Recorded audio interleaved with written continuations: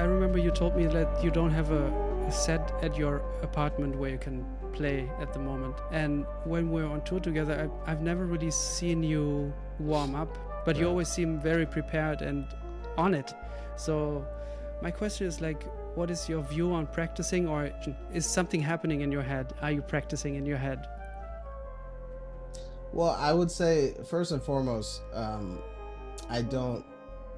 wouldn't like prescribe not to warm up or not to practice.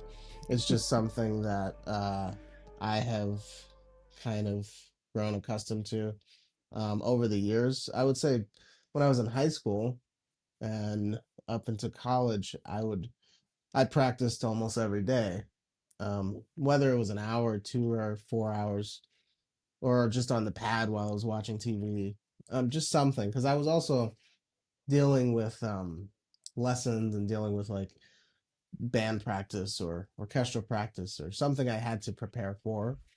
So I felt like, and everyone around me was practicing. So I really felt like this is the thing you do as a working musician or as a someone who plays music on a regular basis.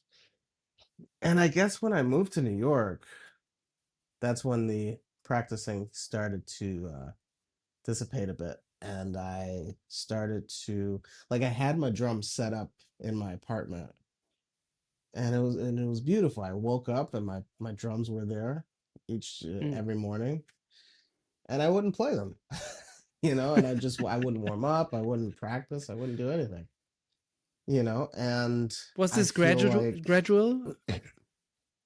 it kind of happened like right away as soon as I moved to New York. Why do you I think? don't I mean, I would have to I would have to say that maybe just part of my Berkeley experience just being a little burnt out, Hmm. um or having a just feeling a burnt out effect uh made me, I don't know, I didn't feel as inspired, which Hmm. is funny to say. Not necessarily inspired in a musical context, but just inspired to like actually practice, Yeah. you know? So yeah, I just feel like I don't know if it was as abrupt as I'm making it sound, Hmm. but I feel like probably towards my exit of Berkeley, I just started to feel more natural and fresh when I join the bandstand without warming up or Hmm. join the bandstand without practicing for Hmm. days leading up to a gig, which of course doesn't mean that I wasn't prepping for the gig. Yeah. Like as you say, your suspicion is actually quite true, where there's a mental practice that happens almost daily. Every Mm. time I'm listening to music, whether it's music I have to prepare for or music that I'm just leisurely enjoying, um, I'm always like my brain is internalizing it. Hmm. My body is internalizing it. So I feel like I have a very good uh memory when it comes to hearing music. And if I've played something once, uh, I usually I internalize it and I can keep it to memory, even if I have to like refresh a little bit. And the same thing if I hear something. So that practice kind of goes into how I play Mm. because I want to feel very like fresh and very spontaneous Hmm. on the kit when I'm playing. Now, it also does um have its disadvantages as well because sometimes I might be going for an idea that isn't necessarily in my hands at the moment, you know. So that's when practicing could come in handy every now and Hmm. then. Yeah, or warming up per se, like Hmm. just to have it in my hands, just to have it, just like an athlete would, Mm. or just like anyone who does some kind of repetitive uh, activity would need to you need to warm up your muscles. You need to oil the machine. So but everyone's very different. I remember having a conversation with Dennis Chambers, and he was talking about how he never ever practices. and he never did in growing up, and he's always just been able to play and have the abilities that he has, and he's always been able to play at a very high level without needing the uh, without needing to warm up or practice. And I asked him, I was like, well, have you ever had like an injury or any type of repetitive stress injury? And he was like, no, I've never. My hands have never even hurt, from it.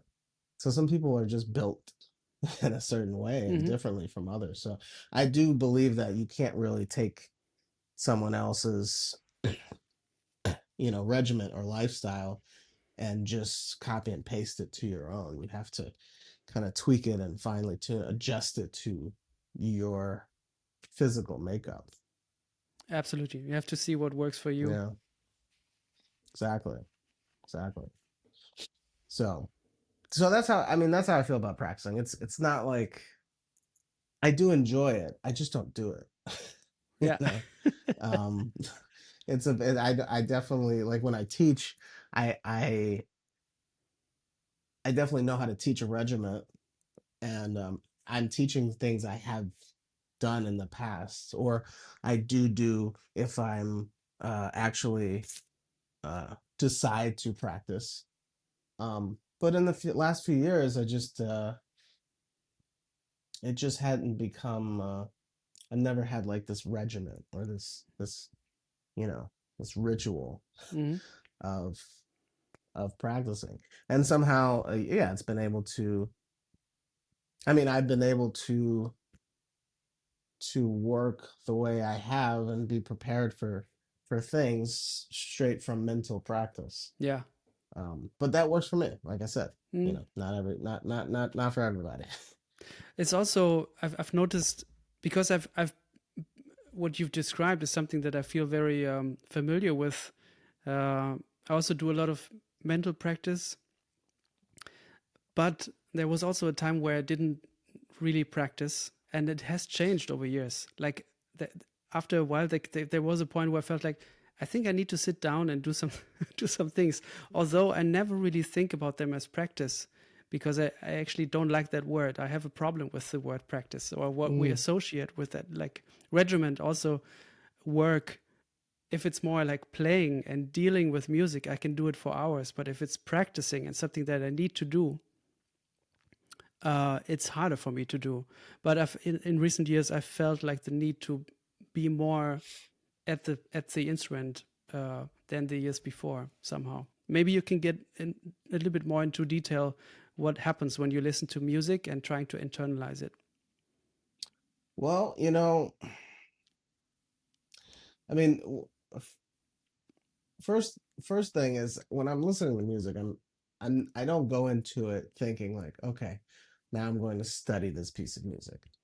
Even if that is the intention, or if I'm been assigned to do so, I'm not going into it that way. I'm always going into a piece of music to enjoy it. Yeah. For my own pleasure. And of course, that's not going to happen with every piece of music. So if I am assigned to actually learn something, or to study something, then that's like a different muscle in my brain but in some way, even if I don't like the music, I still internalize it. So I've learned that it's just kind of a natural ability that I have, or the way my brain works, is that I just know how to retain the information, whether I like it or not. So if I love it, then my brain does start to do, have this way of analyzing it that isn't necessarily scholastic, but it is, I'm analyzing almost sometimes the craft of it, or the musicality of it. Yeah. Like if I'm listening to, it's funny, me and my dad were listening in the car on the way here from DC to New York. We were listening to this this I think it was Lee Morgan's first, well, it was his second record technically, but it was introducing Lee Morgan. And it's funny, Mm. I hadn't heard it before. So it was introducing Lee Morgan with uh um Hank Mobley's band, basically. Mm. And Art Taylor was playing drums. And I remember the first thing my dad said was, is that Art Blakey? And I thought for a second too, I thought it was Art Blakey in the very beginning of the song. There was something in Art Taylor's sound and how he was playing the head, the beginning of the piece, and how he was playing the cymbal, and almost how he was comping too, that was very iconic to or iconic of Art Blakey's sound and the way he would play. But then there were these little like nuanced things that he would do, even in the sound of the drums and the snare, that made me realize, oh wait, no, this is not Art Blakey, but it is someone who was obviously influenced by, or maybe a contemporary of Art Blakey. Mm. You know, it was like in the same. There was a similar formula there, Mm-hmm. and so th- that's how I analyze music. Is like here I'm trying to listen for the influences. I listen for, Yeah. oh, where's that from? Where does that come Yeah. from? Why does this remind me of something else? Yeah. That's And great. that's what's fun for me is trying to like connect the dots. See the lineage also. Yeah, the lineage is the most, to me, the most important thing of what we do. You know, Mm. is to the lineage is everything to me. Yeah. You know, so yeah, it was real. And it was always fun to listen to music with my dad because he kind of taught me how to listen to music that way. Yeah. Um, and he is also a great renowned drummer. And he, you know, we Mm. used to we used to listen to the radio a lot together, and he would just say like, "Okay, who's that?" You know, so we would do these blindfolds constantly, and that I feel like really kind of started to train my ear and Yeah. know how to listen for signatures of Yeah. people's playing. And he also taught me that when you play with someone, um, even if it's once, you almost always can identify their sound after that. Even wherever it is, whatever it is there something about that connection of playing with someone? It's the same as listening to someone for a long time. It's like that signature is just in your ear, so you can't unhear it. You know? That's beautiful. Yeah, But it takes somebody who really listens also. Like a lot of people, I think for a lot of people also these things pass by absolutely. on the radio, but also playing wise, you know. Hmm. Um I've come to know you as a really deep listener. So all of what you're saying now makes a lot of sense. Yeah, I as I've heard, it's a gift and a curse. You know, same thing with perfect pitch. It's like it comes in handy, but a lot of the times it's more of a hindrance, Hmm. more of a nuisance So than actually why is helpful. it a curse sometimes? Well, it's hard to block out things that I don't want to hear, or Mm. it's hard to block out things that Yeah. bother me Mm. sonically, or that kind of, even if I'm listening to someone that I kind of have this thing about, there's people who like, play straight ahead and there's a swing to it, and there's people who play at swing. It's almost like someone talking at you rather than talking to you or Yeah. with you. So some people Yeah. play this like style of what Yeah. they might call swing. All Yeah. the notes are in the right place, or the beats are technically on paper in the right place, but the feeling isn't really proper, or isn't Hmm. really there. There's some, so I can't unhear that. Like Yeah. to someone, they might be like, "Well, yeah, that sounds fine." Like, and Yeah. I'm like, "Yeah, but it's Yeah. it's missing the Yeah. thing, and Yeah. it's hard to listen to." You know, so that's when it can become kind of a problem. Mm. Yeah. But I've gotten better I've about that, you know. I mean, you have to be very selective then what you listen to, you know. As I am. As some, when I was younger, I was super selective of what I was listening to because I was afraid that I would be influenced by something that I didn't like. You Oh, know that feeling? interesting. Yeah, that's very interesting. I think I've probably had some of that over the years, even to this day.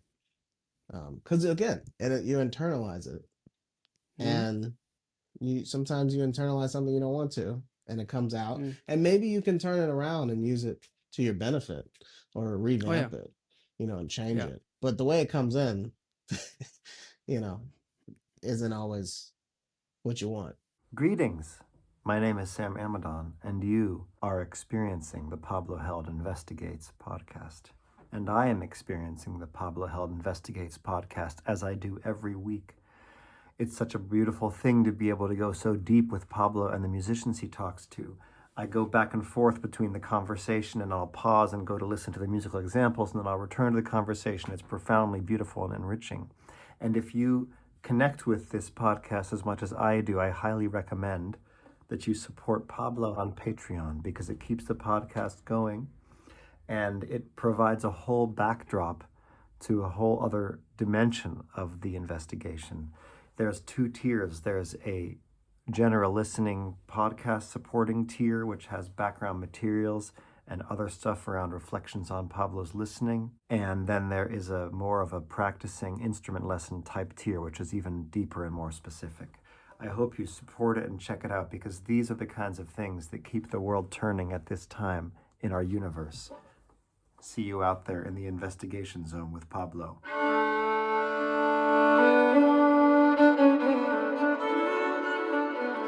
What I've noticed that you really take a lot of time though on the road is tuning the drums.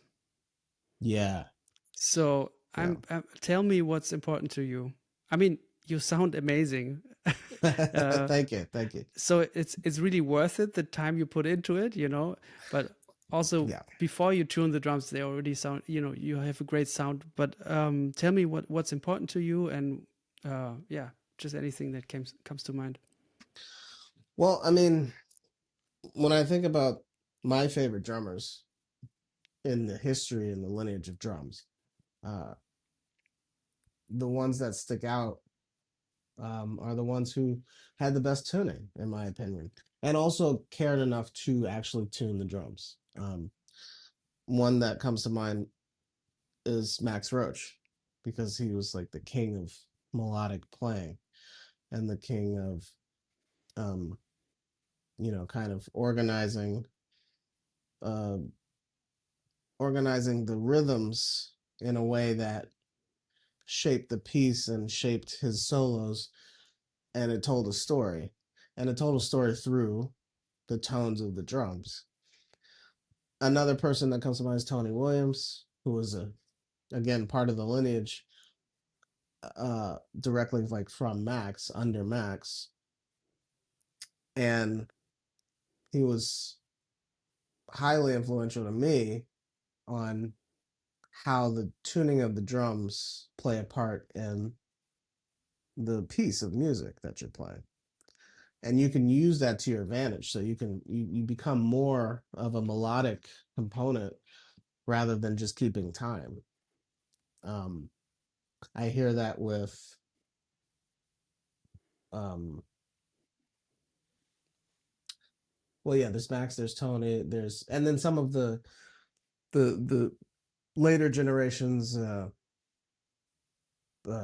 Brian Blade, Bill Stewart, those kind of people. I really was heavily influenced by the way they tuned the drums as well, because they were able to get inside of the music more, because their drums were so resonant with the tones of the song, with the keys, and also an untuned drum is very unpleasant to hear and play on. So Mm, it's not just a sonic thing. It's not just I want to hear the tones. Absolutely. But I also want to feel good on the kit. mm, And when you tune the drum to a certain point, to a certain level, you feel more comfortable. The drums speak back to you. It's almost like it's a living thing. It's as if you give a plant water, but if you overwater it, maybe they start to die or they start to wilt or they turn color. So the same thing with the drums. If you tune them, maybe you tune them too high or there's the tension is too tight. There's no air coming through the drum, so it sounds. The feeling is not. It doesn't resonate or it's not fluid. Um, so all those factors come into tuning the drums for me. It's not just what you hear, but it's what I feel, and that's why I spend so Mm. much time on it because I've noticed people may say like, oh well, they sound fine or they sound great or I can't tell, and I'm like, well, trust me, I can get them to a where I need them to be, and that Yeah. takes a little time and effort sometimes because also every kit is not made equal. You're Yeah. dealing with lugs being maybe not having enough lubricant, so you need like WD-40 or something. You're dealing with heads that are overused and battered. You're dealing with uh, you know, warped rings. There's so many things that could go wrong with a drum kit. And if Mm. certain things aren't in place, then it makes my job harder to tune the drums. So it could take me 5 minutes to tune a drum kit. It could take me 20 minutes to tune a drum kit. It Mm. really just depends on um, the the the the situation, and it also depends on how I feel too, because I might have a sound in my ear, and I'm like, okay, I'm going to tune the drums like this tonight, but then I come to the kit and they don't resonate well there, so I have to change my whole planning. I have to reconfigure. So you know, it's again that's a gift and a curse too. Because wanting to have that good quality and really it it, it affects the way I play the gig. It affects the way my focus in the concert and how musical I can be. So I really pay attention to the detail if I can Mm. of how I can make the drums sing. That's my main goal. You know. Is there a tuning that you go to more often than, you know, like specific tones that or relationships intervals between the drums that you go to more often? I feel like I used to, but now I kind of tune the drums. I forget where I got this from.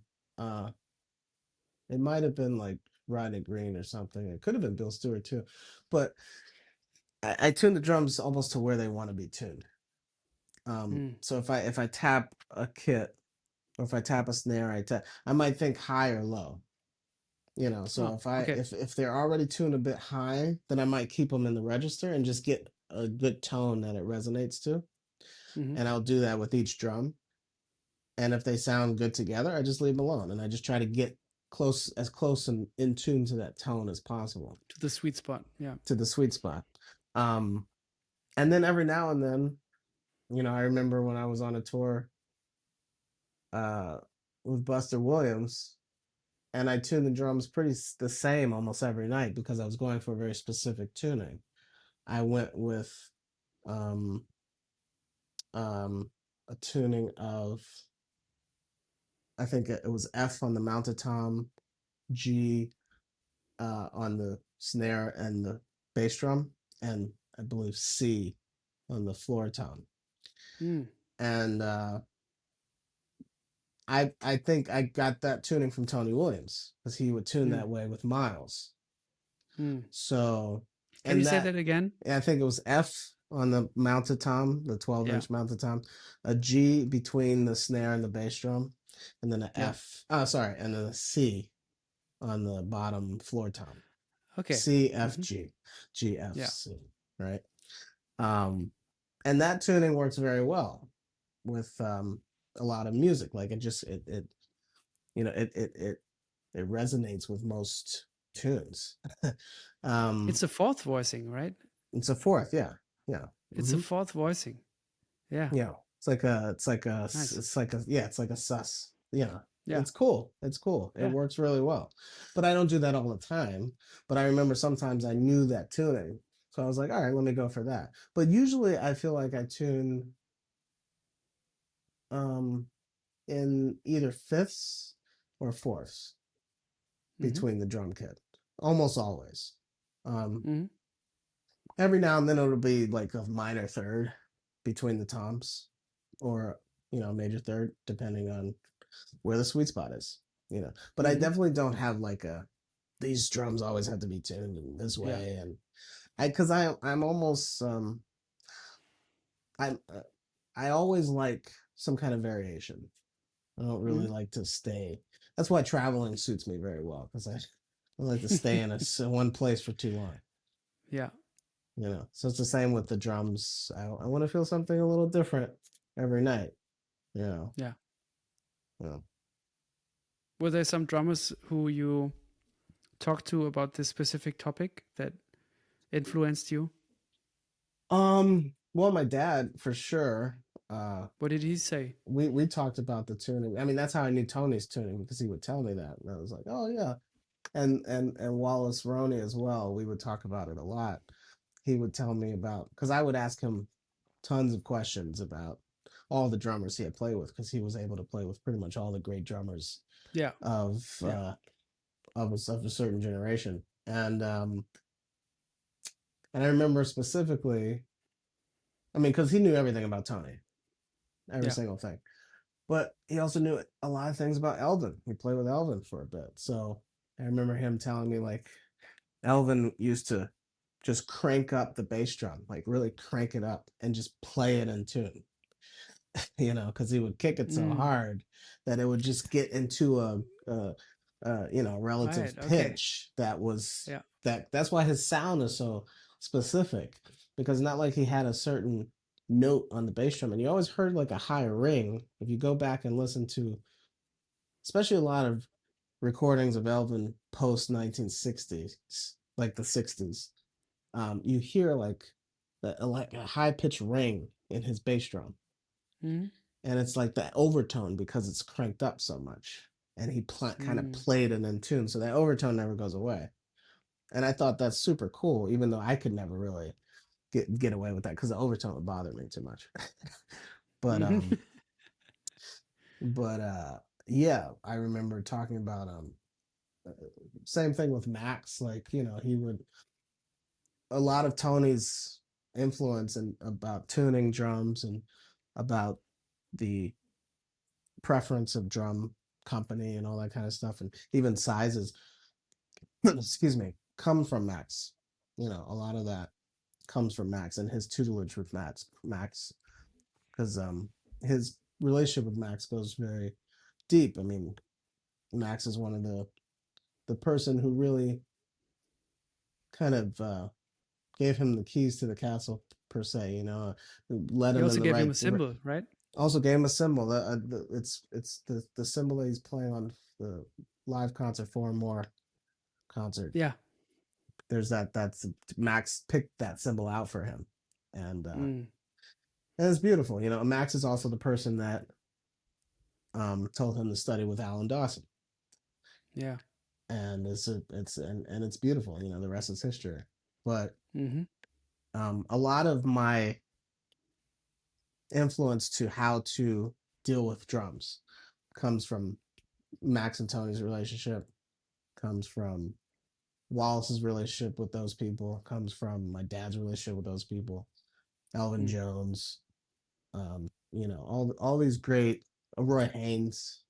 Mm-hmm. I remember one time I got to see Roy play towards the later part of his life, and they had a drum kit there for him, and we were in the backstage and we were helping him like set it up and tune it up. And I thought to myself, like, I never thought about Roy Haynes tuning drums. Although obviously he did, but I got to see him tune the drums. I Mm. got to see him like touch the bass drum and adjust the lugs. And I always just kind of assumed that his playing or his drum sound was just kind of from some organic thing, like, oh, that sounds fine, or I like how, because when you listen to Roy, especially like in the 60s and stuff, um the drums are not necessarily tuned in the style that I would prefer, but it still sounds great because it's a sound. It's like it's his sound. It's unmistakably Roy. Yeah. But then later I do see that I feel like he tuned a bit more to touch than to like tone, which is a very Can you specific explain thing. this? Well, without getting too like drum nerdy, which I've No, already please done. go. Please do. um there's a way like to tension everything about drums is more tension and release, right? So um when you're adjusting a drum kit, sometimes you can have it sound, the overtones might be a, kind of all over the place, and there might not be a direct pitch, but the feel of the drums, you can tune it to how you want it to feel when you hit the drum. So Right. you just use certain tension on the bottom head and the top head, um in order to, like, the bottom head would be a little bit looser, and even if you tune the top head a little tighter, it still has like a like a fatter feel to it, or like a, in order for the air to pass through in a way that allows it to have a damper feel, maybe, or like a wetter feel. Depends on what you're looking for. So for me, I like it really depends on the kit, but I like more of a punchier sound that kind of, not a whole lot of resonance, but like it resonates, but it doesn't, Not so long. not, yeah, it's not a prolonged resonance. A Hmm. resonance. It's like I'm in and out, in and out. Yeah. But there's a Yeah. tone. It sings. So that's what I like, Yeah. because and that's what I like to feel when I'm playing the drums. Mm. That tone that kind of just bounces right back to you, because it's easier Hmm. to like get ideas out that way for me. The ideas move quicker. It's with cymbals similar for you, right? In a way, yeah. I don't like cymbals with too many overtones. I don't mind like a brighter cymbal, but as long as it has a bit of dryness to it. Yeah. I don't mind a cymbal with spread either, as long as there's a controlled spread in a way. Um, I like cymbals with a lot of kind of like a direct tone, or like I don't like, again, I don't mind the spread, but I like it to be like kind of like a wash rather than all these different overtone notes that I'm hearing, Yeah. you know. Um, and I like a very direct sound and definition on the cymbal, Mm. because again, those are my heroes. That's what they sounded like to me. That's how Yeah. they played. That's what they played on. Can you explain the tuning and setup that you had on the Understanding album by Wallace? Oh yeah, let me see if I can remember that. It's quite a while ago. Um, so a story about those drums, actually, and the cymbals. Those are Tony's cymbals that I was playing on. That was my guess. Yeah. Yeah, which is Yeah. pretty amazing, just by Mm-hmm. itself. Yeah. Um, and the story behind those cymbals is, Wallace was given like a whole set of Tony's cymbals by Tony, and Tony had like cases and cases and cases of cymbals that he never touched, because all through the years, Zildjian would just send him cymbals. Would just send him like his style of cymbals, and they would send, you send so many, if you're sending a pair of like 5 or 6 cymbals every year for 25, 30 years, it adds up. And you can't Yep. possibly play all of those cymbals.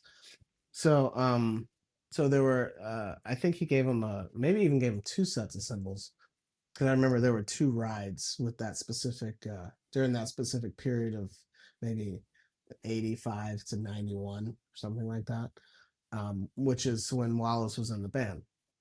Um, so those cymbals are very special to play on, and I felt like really kind of really set a certain tone for the record too. Like they're unmistakable, you know. They're very Absolutely. they're in Yep. your face. Hmm. And there's not another Wallace album where you really sound like that, That's true. where there's Yeah. all the other ones are more how I know you basically, Right. although from a long time ago. Yeah. Right. Yeah, I mean, my stuff has changed a bit, Yeah. but no, it's true. I mean, it's still, you can tell like my sound versus Yeah. Tony's sound, Yeah. and and the drums were also Wallace's. They were Wallace's drums, but he had them specially made by Gretsch. Hmm. Um, Actually, let me think. I might have that wrong. They were made by. Sorry, they were. It's been so long, and the stories. You have to remember some of the details, but I believe that kit might have been made by a drum maker by the name of Steve Badalman, who was out of Hmm. Detroit, who made a couple of kits for Wallace, and this one was like a solid shell. I think the ply wasn't even that high. It might have been like 3 or 4 ply or something like that. But it was a very light kit. Like you pick up the bass drum and you could throw it on your back, and like, it was a very like, and it Well, was doesn't solid sound shell like that. maple. I know it has a lot of power, Hmm. and the way we recorded too, we recorded in the same room, which Wow. was really nice at Dave Stoller's old studio, who is now the owner of Samurai Hotel here in New York. Hmm. Um, and and I remember I tuned those drums kind of lower in a way to kind of celebrate Tony's sound from some of those records like Miles in the Sky Hmm. and um, and Phyllis D. Kilimanjaro a little bit. Although he had a Hmm. tighter snare on that Yeah. recording, but mainly like Miles in the Sky. That drum Yeah. sound It's a is what you specific kind sound. of. It's a very specific sound, and that's kind of the sound I think me and Wallace were kind of going for in that recording, and Hmm. it kind of evoked the spirit of playing in that style too. So I'm pulling out a lot of stuff that Hmm. only drums like that and cymbals like that can make me play. You know, Hmm. so yeah, that was a super fun recording Yeah. to make, because there's so many factors that just made it really a really beautiful experience. Yeah. Yeah. Yeah. But that's exactly what I thought. Like, I felt like that there was something about the instrument that you were playing, the instruments that you were playing, that brought something out of you that isn't there on other recordings, or just like not um, as big as it is on that album. It's very Hmm. interesting. Oh, it's very true. There's something about, I want to kind of get back to that a little bit actually. Because I really enjoyed, uh, I really enjoyed how I felt on that record, and how I was Hmm. able to, well, how I felt playing too, and what came So out. what what would you have to do to get back to that a little bit? Well, I mean, honestly, it's more of a, it would be more of a cymbal thing, because I can Hmm. always tune the drums a certain way and have, Sure. I own a Gretsch kits, and that's always my preference, usually my first preference on the road. But it's more of a cymbal thing, to be honest. It's much more of a cymbal Mm. thing. Cymbals are. I mean, there's a reason why cats carry their cymbals around, because it's like your signature. That's how you're gonna Hmm. play. That is that's how you're gonna shape the music, is through the cymbals. Of Yeah. course the drums can be tuned higher or lower or different, and that shapes the music too. But I mean, you can. I always, I always have this. I tell my students this all the time. No one really cares how you play the drums. Everyone cares how you play the cymbals. You know, and everyone Hmm. cares what kind of cymbal beat you have. Yeah. So it's really, the drums are kind of a afterthought. most of the time Mm-hmm. to people who are hiring you to play. Mm-hmm. Yeah. There's a reason great drummers like Leon Parker has a, it, it was famous for just having a cymbal on the stage Yeah. for Yeah. years. I mean, his business card would say cymbal. you know, that's how important the cymbal is. Yeah. And you don't need cymbals. It's really just one cymbal. You could drive a whole band with one cymbal.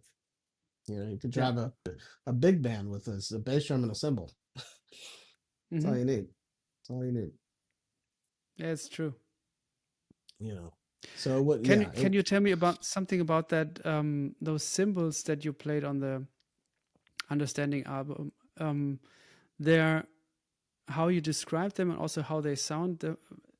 To me, it's something like Tony at a certain point, maybe early 70s, mid 70s, we kind of don't hear so much ping of the on the right cymbal as we've heard before. Right? It sounds generally speaking more like Mm-hmm, crashed or less ping basically. So mm-hmm. uh, can you explain that a little bit? What happened there? Because the effect is also there when I hear you playing those cymbals. It's not as pingy as I hear you on other records, you know? Right. Yeah. Well, I mean, some of that is also the cymbal itself. Um, a lot of it comes from the recording quality as well. You know, um, it doesn't. So there's a shift between the '60s and '70s for Tony, especially specifically around 1975, uh, Mm-hmm. because he was basically playing similar cymbals all from the '60s to 1972. He Mm-hmm. was experimenting with some different companies around 1972, i.e., Paiste, and he was experimenting with different configurations of cymbals as well. There's a few records where you can hear him play, like specifically that Captain Marvel record with Stan Getz. You hear him. Mm-hmm. He's playing like a China cymbal on the left. He's like riding on a Mm-hmm. China cymbal. So around 1975, he started to use the bigger drums. Um, Actually, even before that, but the bigger drums lend itself to have more power and all that kind of stuff. But he also had to use bigger sticks for that. Mm-hmm. So he would change from, I think he might have been using like a 5B, um, and he changed to like a 2B, which is a very thick stick. And then the cymbals got a bit thicker too. They didn't change, and he still would have like the 22 on the right and the 18 on the left, 16 in the middle, maybe a 20 on the right next to the 22. Mm-hmm. The style of the cymbal technically never changed, but it got a little thicker, and it had that brassy, very metallic brassy sound. But um, the stick itself made it, you didn't hear like, I think because of the brassiness of the cymbal, you started to hear less. Um, the ping wasn't as, because I'm trying to explain it the proper way, because it's not that it wasn't uh, depth defined. It's just it was more of a spread, Mm-hmm. you know. So it's almost like it was just a larger ping. So and it spread more Mm-hmm. with the cymbal. So the ping itself Right. wasn't Yeah. as it was just it's more of a spread. It wasn't like you listen to like all those Miles records and he's using smaller sticks. So that lends Yeah. itself to having a smaller kind of more direct ping sound in the or just more woodiness on the from the stick to the cymbal. Yeah. So you get the cymbal a tiny bit thicker and you get the stick to be bigger and you hear that more like open spread of definition, you know. Especially like you listen to like those Herbie VSOP records and you hear it's like such a wash, but you still hear Yeah. it's defined, but it's a lot more of a spread, you Yeah. know. So that's how I hear it. That's how I would explain it. Some people might have different opinions on that, but I do know from the source or from a source, you know, what he was actually using. And I think even I might have been using Tony's sticks on that Understanding record as well. Now that I think about it, yeah, yeah.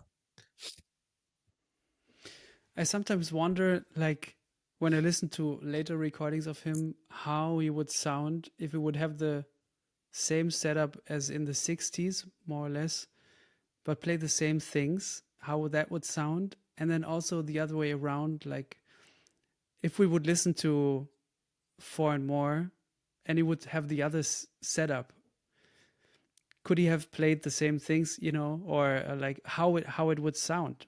Because sometimes with these people who, also with Herbie on the piano, sometimes people that I've followed for decades and also I'm still studying all of their output throughout the decades, and their sound, their approach changes. For me, it's sometimes hard to imagine that the same, like Herbie is the same Herbie on Directions in Music as he is on, Watermelon Man, on Taking Off. That's the same person. That's the same person. Yeah. Same with Tony, that you listen to him on Wilderness and then you listen to him on Vertigo, Jackie McLean or something like that's the same person. And how does the old person affect the young person within themselves? And what is the young person longing for, to sound like in maybe decades or so? Or like what are they striving for? So I'm trying to get this perspective sometimes when I'm listening to an older Tony record, or let's say more recent Tony record, to understand that this is the same person. Yeah. I mean, for me, I hear a very specific shift in the records between ESP and what was the next record after? It was before Sorcerer, so it was Miles Nefertiti. Smiles. Nefertiti, thank you. Oh, but Miles Smiles was before Nefertiti. No? That's true, yeah. Yeah, that's Right. true. So there's like a little bit of a shift you hear from ESP to Miles Smiles. It's a bit subtle, but you can hear that they have made a certain shift stylistically in how they play the instruments, and that just kind of kept happening with every record. That's why I love those Miles records, because you really get like you really kind of get this chronicalized this approach change with all of them, even Wayne, even Ron, like even Miles, like every single every record, you can see them shifting into more of their identity as they come out of the 60s into a whole new movement of musical approach.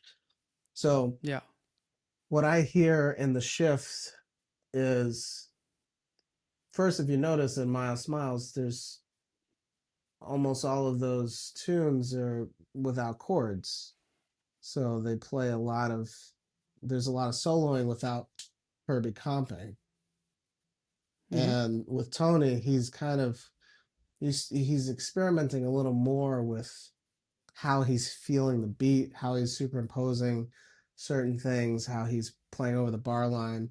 He's doing it in a much more fluid way than he did in the last record, and the records before. And even in his words, he preferred the way he started to play later on, in the late 60s into the 70s than he did in the early 60s because he thought he played too staccato and he wasn't really into it, you know. And so when people would ask him about that, he would just be like, "It's hard for me to listen to those records because I don't like my approach. I don't like the sound as much." So his sound itself was becoming a little more fluid and legato and a little more almost. Also, he was starting to get even more influenced by Elvin, which no one really thinks about or talks about. But Nefertiti was kind of almost an homage to Elvin's playing in a way, and he did some things. He tuned the drums lower, you know. He was playing looser than he ever did before, and in some of those records, you start to hear Tony, and all of them, but Tony specifically. You start to hear him play things that he never stopped playing through the rest of his career, but he played them on those records for the first time. You know, for example, there's this. I'm trying to remember exactly which record. It might be Nefertiti, and it might be on Sorcerer. But he plays this thing between the bass drum and the snare and the cymbal, and it's what you would call like I guess if you were thinking in terms of rudiments, it would be like a single stroke roll, you know, on the snare, ga ga ga ga. But instead, he's playing it with cymbal, snare, bass drum. So ga ga ga ga ga, you know, and he plays it really fast, and it's the first time he ever really played it, at least on recording. And then that becomes part of his. That just becomes part of his language after that. So there's a lot of those parts in the 60s where he played some things, and I feel like the only difference is that he got bigger drums and he learned how to adapt to those drums. But a lot of that stuff he played in the late 60s, the Miles, he kept playing on the big drums.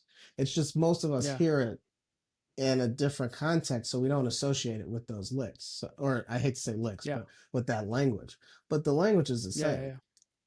He developed a certain style of playing by the late 60s, and he kept playing that way, I think. And of course, he finally tuned some things. It wasn't as maybe... he kept refining and he kept refining things, it. Exactly. It's one of the drummers I find who's done that the most within his generation is Brian Blade. I feel like he's one of he reminds me of that, where he still has the stuff that he played in the early 90s and with Kenny Garrett and with Josh Redman, and you can still hear that Brian Blade in him today, but he's refined his approach, and he's refined his sound. There's a big evolution. Huge evolution. I don't think it's a downgrade. I don't think he took things out. I just think he chooses when to play certain things. And I feel the same about Tony. It's like he started to just refine his taste too. And everything was a bit more strategic. Not that it was less strategic then, but he was he was more experimental back then. So it was, he was playing through stuff, and I mean, he was also still young. He was in his, he was approaching into his early 20s by the late 60s. So he's like, I mean, for someone that young to just be constantly just almost kind of recreating the wheel too within the lineage of drumming constantly, every year, as you have a new sound, a different, a different approach, a different discovery. And I feel like that's one of the most exciting things about being a musician. If you can tap into that frequency, And one of my biggest admirations of people, of musicians, is that they evolve. They constantly evolve. They don't sound like they did 5 years ago, or they don't sound like they did 10 years ago, or even 2 years ago, or 5 months ago. Your sound, whatever you do, and it should have something new, even if it's just one thing. It should be something that's slightly different, or slightly, or something that is an addition, you know. Because I mean, it's that's why I love people like Wayne and Herbie, because every time I hear Herbie live, he still sneaks something in there that's new, that you've kind of never really, like, Absolutely. Yeah. he's still experimenting. He's like you can see the engineer, you know, you can see Mhm. you can see the the kid trying to put a watch back together, you know. Mhm.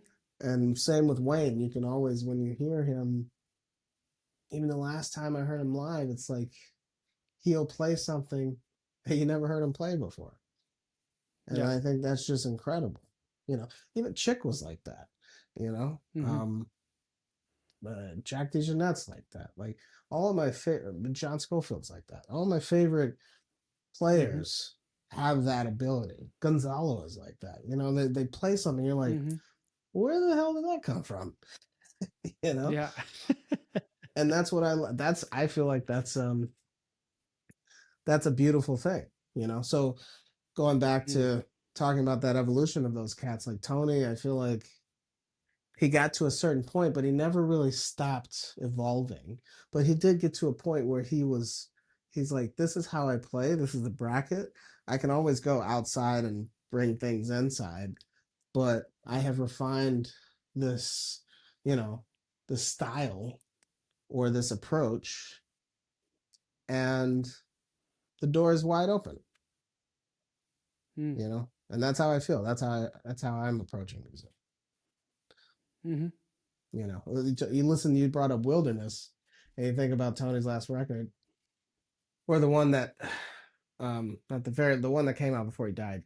Um, I think that's how it went.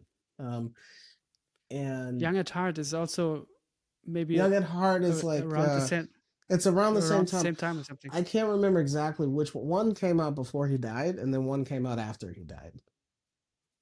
But they're around the same It time. must have been one of those two. It was one of those two. I just can't remember the order. Yeah. But on Wilderness, you know, he's experimenting with so many things. He's playing electric drums on Wilderness. He's playing double Mhm. bass drum pedals. He's playing splash Mm. cymbals on Wilderness. You He has know, an orchestra. he has an orchestra. He's playing with the orchestra. Like, come on, what are that's one of the best examples of of you know, really embracing your current time, Mm. that you occupy physical space in, and musical Mm. space. That is the best way to utilize it. Everything on there was like, oh yeah, you've come into today. You're not trying to do something old. You're not trying to play like you did in the 60s. This Everything is new. It's brand new. And it sounds that way. It's fresh for the time period. Yeah. You know. Oh, great! So I want to go back to that album. I haven't listened to it in a while. it's I so remember good. it's great. It's so good. And the orchestral arrangements on that are so beautiful. Hmm. Like, incredible. Yeah, but still, listening to that and then listening to the first Lifetime album, that's the same person It's doing crazy. very different music. It's crazy, you know? And I feel like Tony, Herbie, Wayne, Ron, Miles, that whole band was very special for a lot of reasons, obviously. But one of the biggest reasons is their abilities to adapt to what was going on currently. And if anything, most of the time they were ahead of the game. Mm. You know, they were starting things.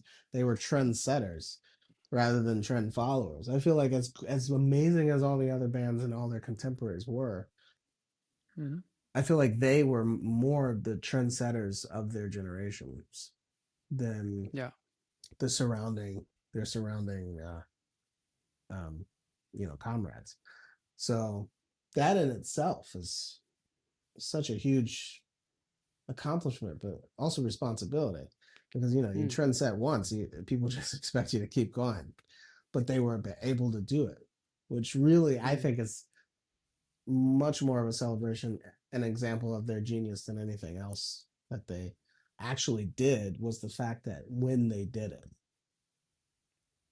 and Yeah. how they did it, you know, no one played like Tony before Tony. No. You know, people played like his influencers, but his influences also had that ability. No, you know, you could hear their influence. You hear Max's influence. You hear Elvin's influences. You hear Roy's influences. You hear Philly Joe's influences. You hear, um, you know, all those iconic drummers. But they were also still ahead of their time because they were able to innovate what they were influenced by. Mm-hmm. There were a lot of amazing drummers back then, but what made them really good was the fact that they were good. They weren't necessarily innovators all the time, but they Mm. were very good and advanced at their craft. And there's really, I think we have to give the flowers to who deserve them because there are, you know, sometimes you're an amazing musician and that's great. And sometimes you're a trendsetter and that's something a little separate, you know, and should Mm-hmm. be um, applauded in a certain way too. And Mm-hmm. I don't expect to be an innovator. I never really Mm. did. But I've always expected to just be the best musician I can be. Mm-hmm. And some of my favorite drummers and musicians are not necessarily innovators, but they're amazing musicians. You know what I mean? And Mm-hmm. I don't have to name names, obviously, but they're exceptional musicians, and they do their job well, and that to me is enough. The Mm. second tier, that's a whole no. That's like, Yeah, yeah, yeah. yeah, that's like, oh, do I want Also, to be a very few president? people reach that, Exactly. That's a whole another level also. That's like a whole. I mean, you have to have some kind of a. You got to be tapped in for that, Yeah. on a whole nother frequency, Yeah. and those cats were, you know, Mm. Miles, Herbie, Tony, Ron, Wayne. Mm. They were of a different cut from a different cloth. Mm-hmm. Yeah. I want to talk a little bit more about Wallace and his influence on you. Mm-hmm. And what I'm really interested in, because we have already talked about this together when we hung out, but also I'm interested in the things that are in your. I'm just. I have the feeling that some moments you can't really talk to him right now, of course, but in some moments I suppose you're thinking of him and maybe even asking for, or like what are the things that he said to you that are still ringing in your ears and you can go back to any moment. Oh man, so many. uh, and not all of them are necessarily appropriate. But I will say, well, you know, let me think about it for a second because there's so Sure, yeah, much. take your I time. mean, he said things all the time, you know, and he had such a, you know,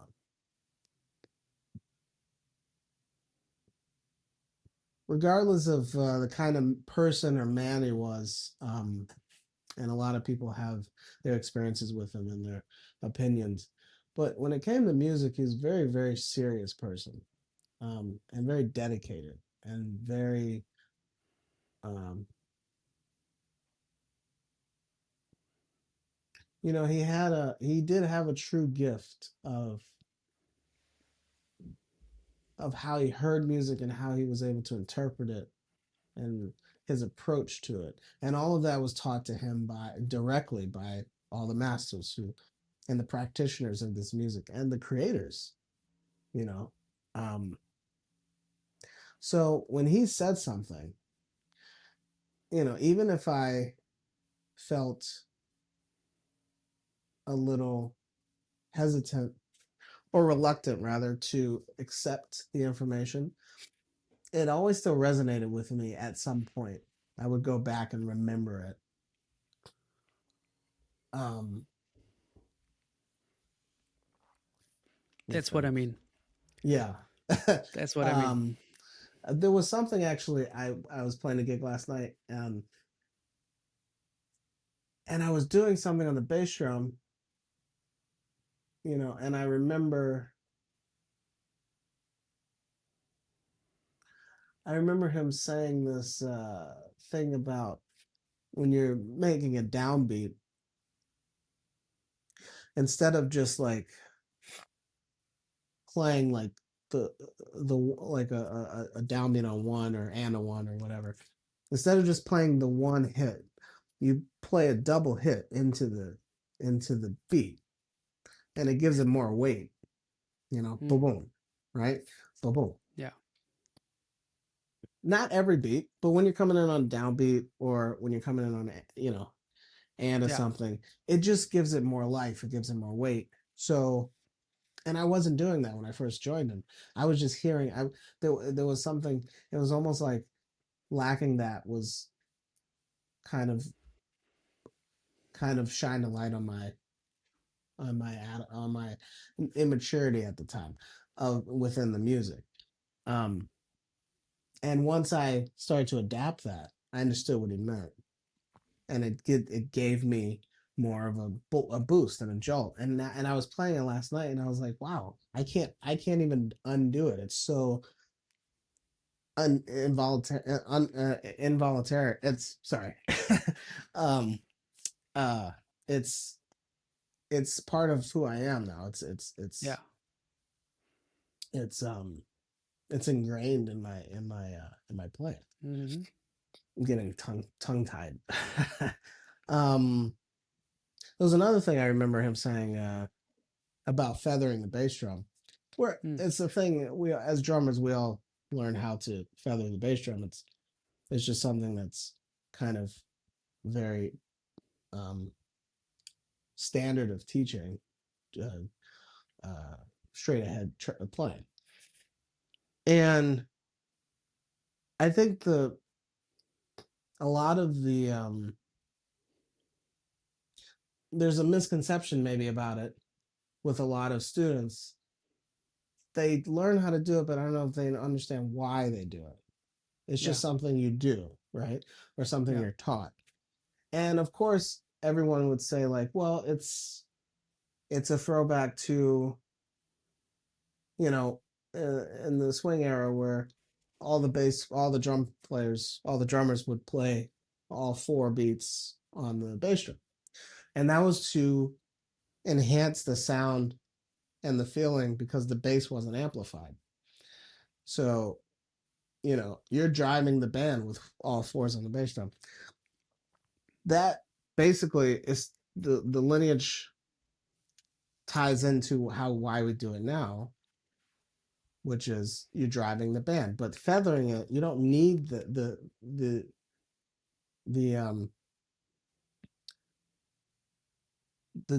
need for it has gone away in that way.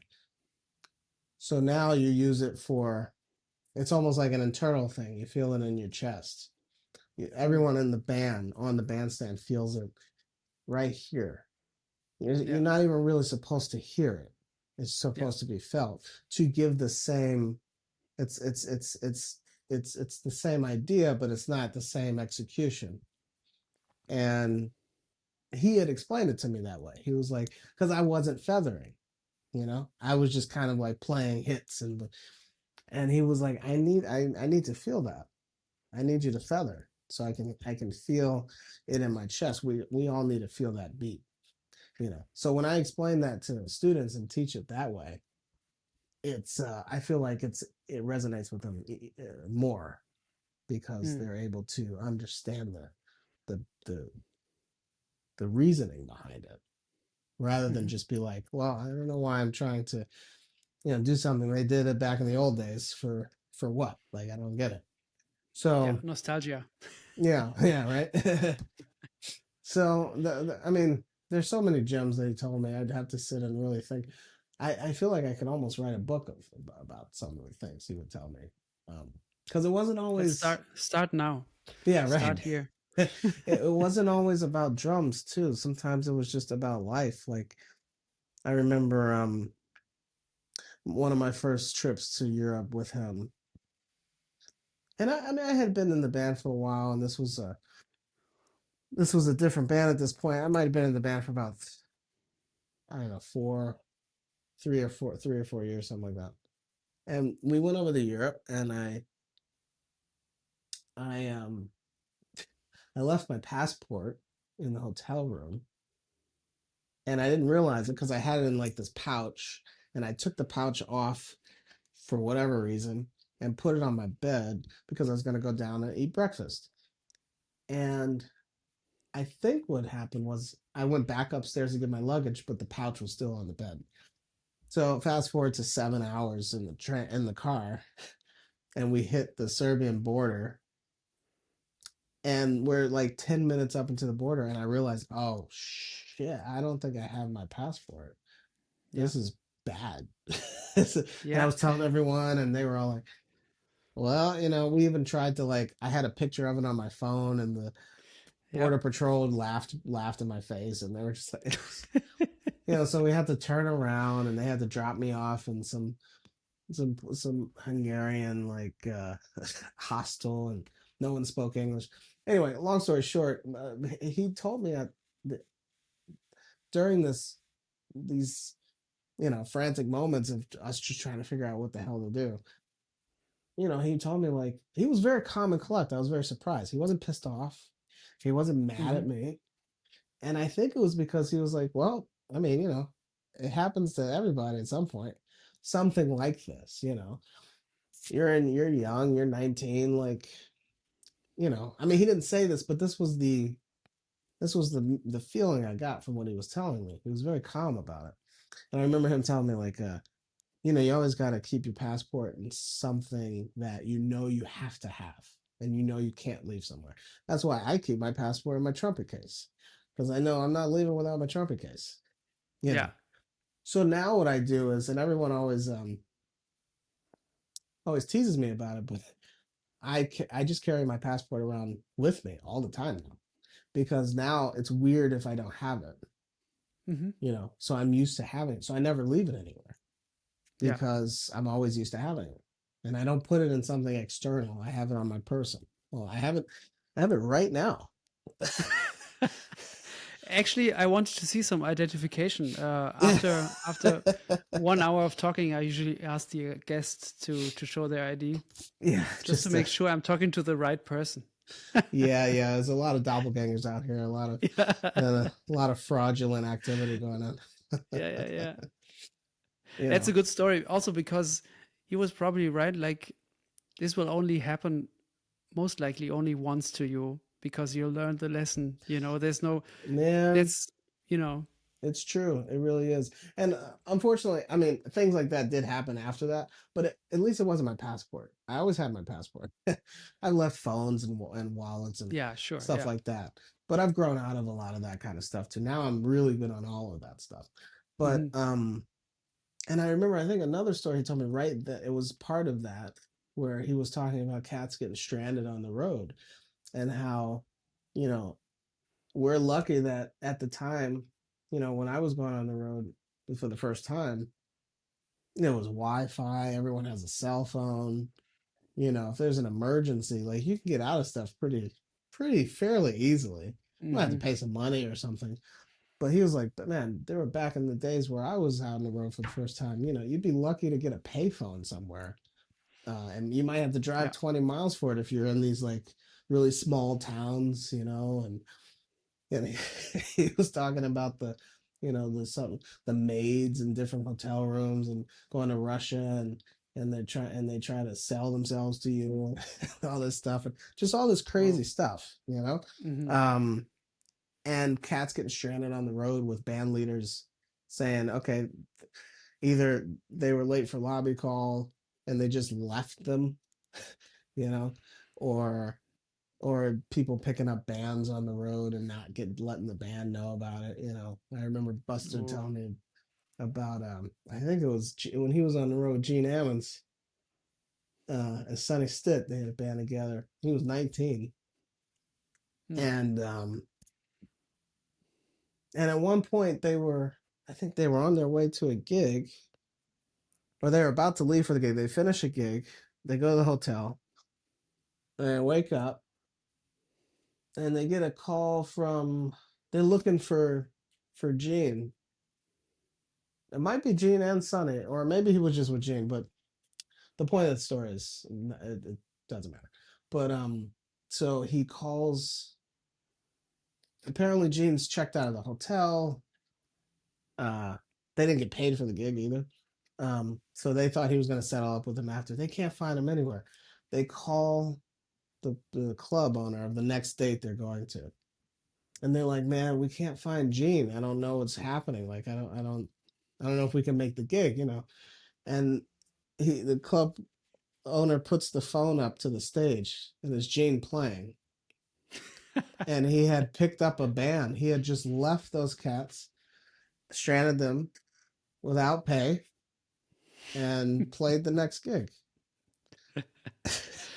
Whoops. And those kind of things Wow. happen a lot, you know, just depending on the cats you're dealing with. So it was just moments like that where I really did understand how much, not only how much, well, I was very grateful to be around people like that and understand their connection to that time period and those people. And I try not to take that for granted. And in me losing my passport in that moment, you know, is a thing I can tell someone to hopefully help them avoid that type of calamity. Or if we got into something like that, I may be like Wallace and be like, you know what? It's not a big deal. I mean, it is, but there's no reason to make you feel worse than you already feel. Yeah. And we'll figure it out. I mean, we lost money on that tour. You know, he had to pick up another drummer in Serbia. I joined the tour later uh, for like the last 2 gigs in Spain, but I had to do a whole thing. Like, there's so much more to that story that he totally had the right to completely like obliterate me verbally, and I would have deserved it. But it was almost like Zen-like, the fact that he just kind of was like, well, we just have to deal with what we deal with. No point in being mad about it. And you know, he was like that a few times. I remember one of the first gigs, we were bringing the cymbals, and I was using his cymbals at that time. We get on the plane, we're in the air, and something dawns on me, and I'm like, did I put the cymbals on top of the? Oh no. Or did I? I didn't check them. Do I have? I just couldn't. I don't remember. I couldn't remember. And Wallace is sitting right behind me, and I tell him, and I'm like, "Hey, Wallace, I'm not really sure, but I don't remember if I put the cymbals on the above or not." And he was like, "Well, I guess we'll know when we get there," you know. And what happened was I actually did leave the cymbals at the gate, and I left them at the gate in Newark. We get to the luckily we weren't like flying internationally or anything, and we get to the gig, and I have to use some symbols at the festival, but we called the gate, called the airport, and they had the symbols there for us. So luckily that time worked out. But again, he was so calm and collected about it. He was like, well, you know, and they were his symbols. Wow. Again, he could have been really pissed off.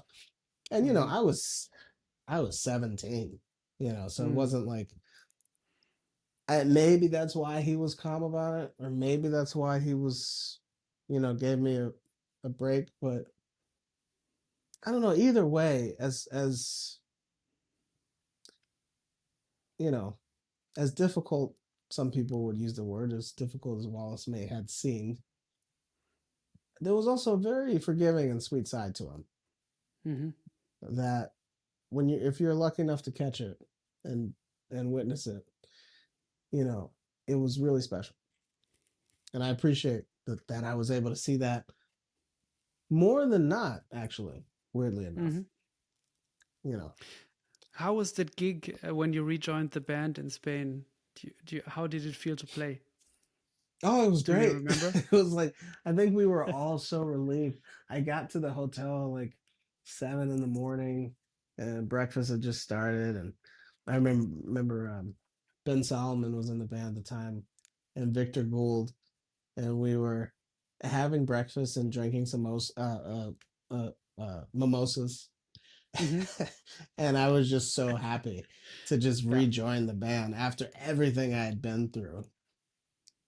And we played a gig in Barcelona, and it was great. We played Jamboree, and it was like nothing had happened, Mm. you know. Um, it was really beautiful. Although I had gone through so much crap before that, but it was such a release. It was like, oh, Yeah. thank God. Yeah. Yeah. How So it was, how was he like on the road? Did he listen to music a lot, or was he reading? What was he up to? No, he wasn't reading. He would tell stories all the time. If we weren't sleeping and doing our own things, if there was we would be sometimes for an hour, 2 hours, and we're driving. A lot of those tours were driving tours. So we'd be driving, and usually the beginning parts of the drive, he'd be just telling stories for hours about anything. Someone might ask a question about something, and that turns into five different stories about five different Great. people, you know?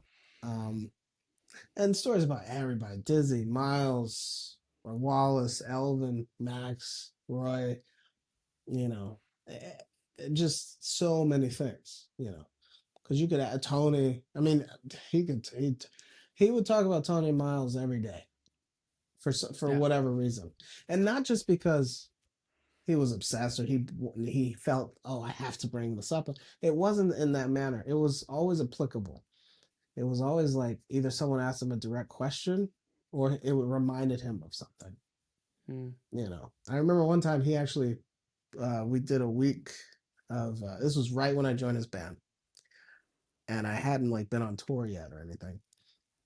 And he invited me to his house for a full week to kind of, I call it like the boot camp, drum boot camp. And I was in his basement with the drums, and we would rehearse with the band, but outside of that, he wrote on paper all these like different assignments and different exercises to go through.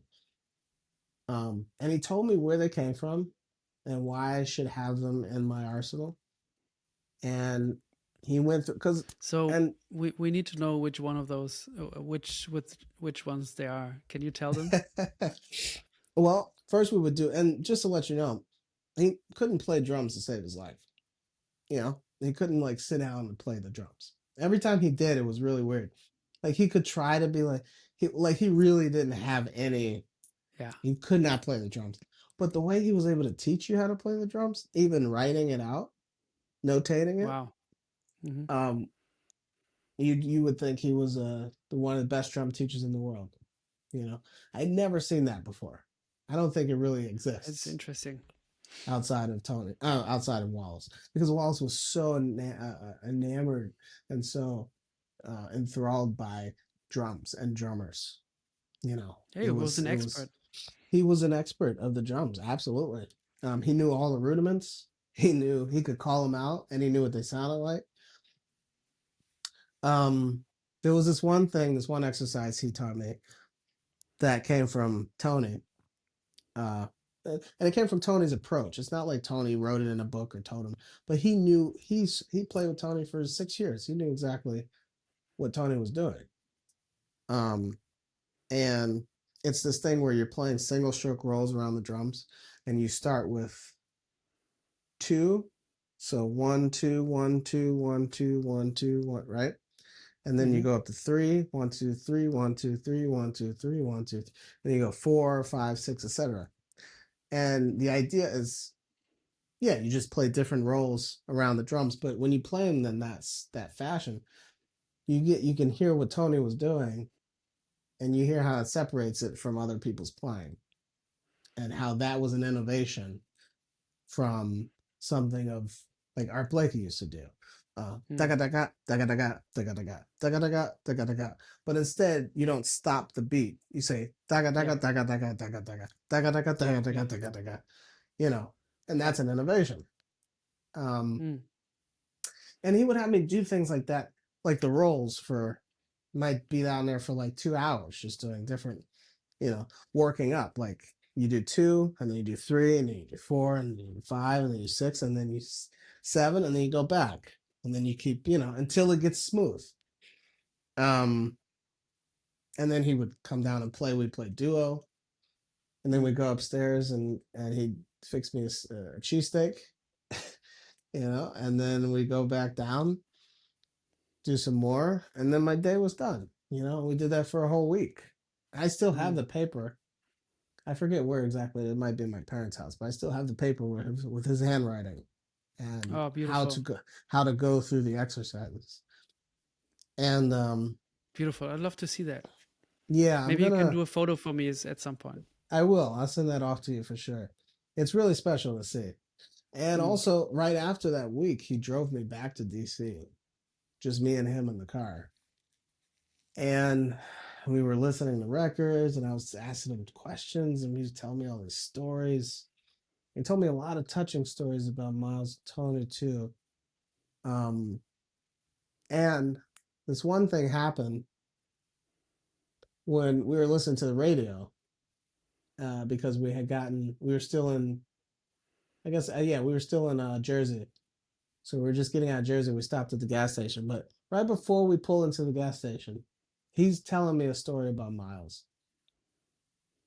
And then we stop at the gas station. As soon as he pulls the key out, or right before he pulls the key out,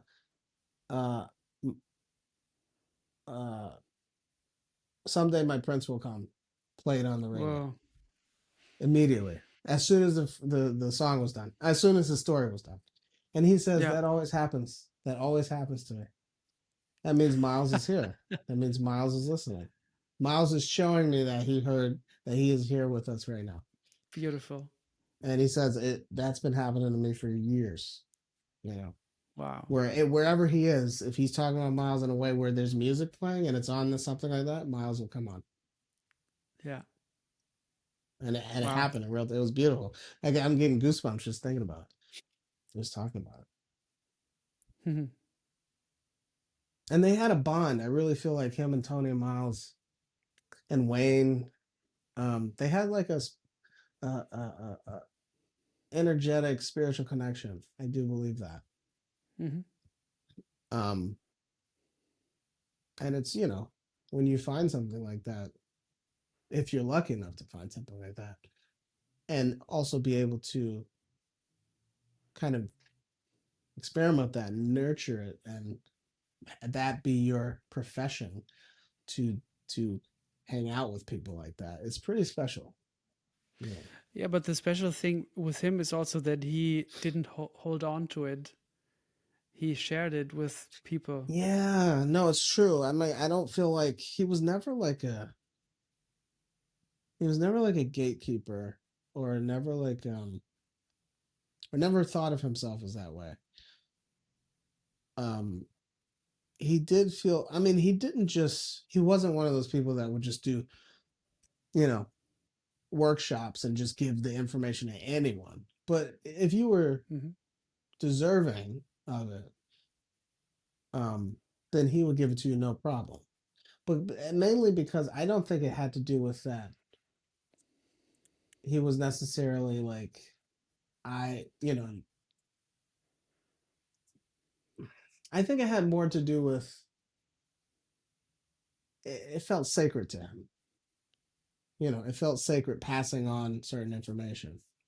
So if you were worthy, if he heard you play, and even if you weren't in his band, he would still share things with you if you could tell you were serious.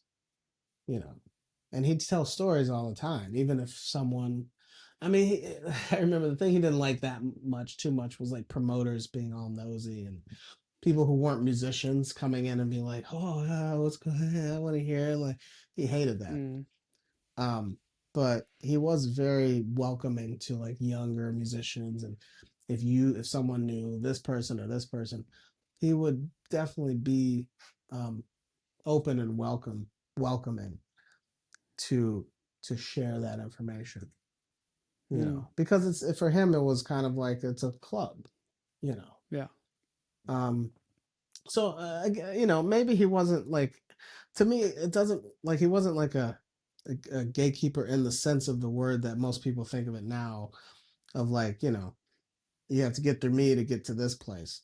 But it was Yeah. more of like, but he was very like, just careful about who he told and what he told to who. That's all. Mm. Because it is like, there has to be something sacred sometimes, Yeah. you know. What I meant, when I said that is, um, in a way, he got to play with his biggest heroes, and he didn't stop there or be then miserable after that, because you're never gonna reach that plateau again Oh of, yeah, yeah, yeah. playing tribute to Miles band with that band, or getting called by those guys.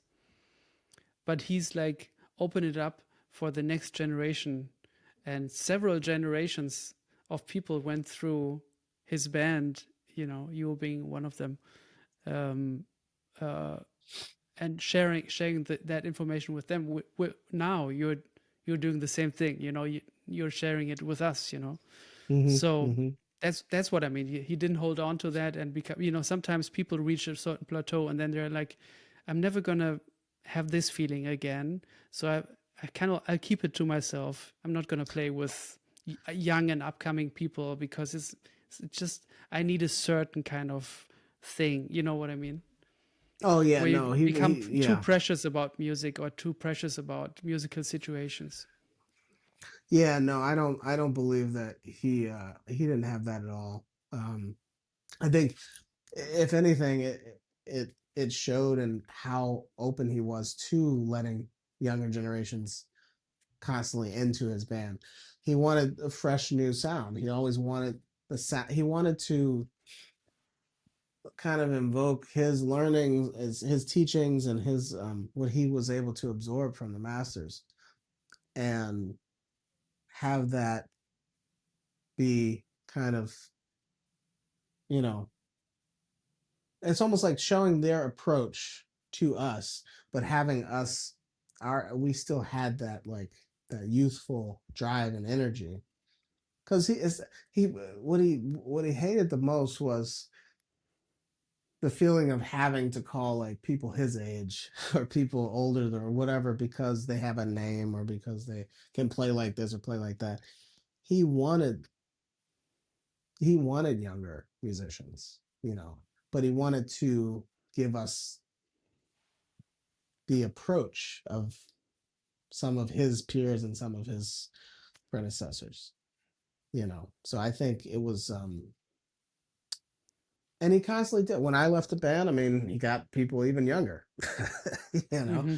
Um, so it's, and I think, I mean, that's in the tradition of most of his heroes, most of my heroes, you know, Yeah. Miles, Art Blakey, um, you know, they, and a lot of bands, always trying to reach into the younger generation, because as we've all learned, they absorb information at a much faster rate. You know, Mm. when you're younger, you absorb it faster, it stays with you longer, quicker. You know, um, it's kind of the way to do it. Hmm. You know. Yeah. Did he talk to you about the hi-hat on all four beats? Yep, sure did. And he would say sometimes he needed it, but it wasn't always. You know, he said something once. He was like,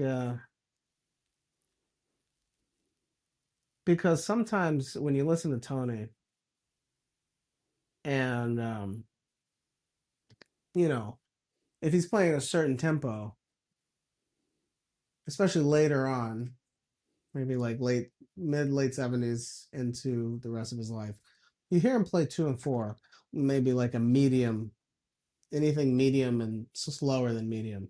He would play 2 and 4, maybe. But then once it got to like medium up to up tempo, it was all 4, right? And I think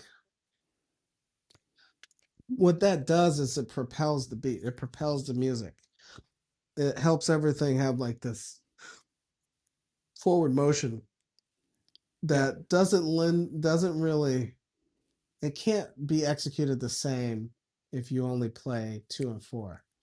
If you mix up the hi-hat, like if you think about like Jack DeJohnette playing a high, Mm-hmm. up tempo, he's mixing up the hi-hat. It's basically all fours like Tony, because Tony started that. Yeah. And people coming after Tony also did that. But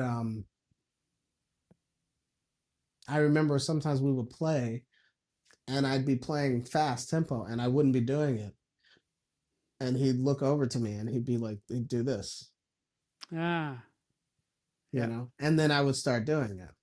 And I truly understood why he needed that, because it puts you in it's like, it's like turbo boost. Yeah. It's like a nitros in a car, This something. kind of feeling you're being Yeah. pushed. Yeah. Yeah, and it's beautiful. It's like it elevates the music so much, you Mm-hmm. know. And I think that's why it was so important for him to have it, and for me to know why it was there. Not just because a lot of people sometimes, if they do it and it feels so contrived and it's not meaningful, it's just a thing to do. It's like, oh, let me try to be Tony right now. Like, Yeah. it's very it has no drive behind it. There's no emotion. There's no finesse. It's not musical. It just sounds like a drill hammer. It just, it's rough, But if you understand it, if you know why it's there, then you can use it to your advantage and you can make it sound great. So yeah, he totally talked to me about that. Mm-hmm. Yeah. What did you say about tempos?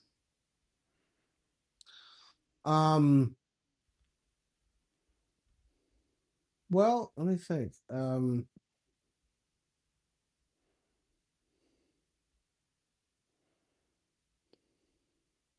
I remember he said this thing about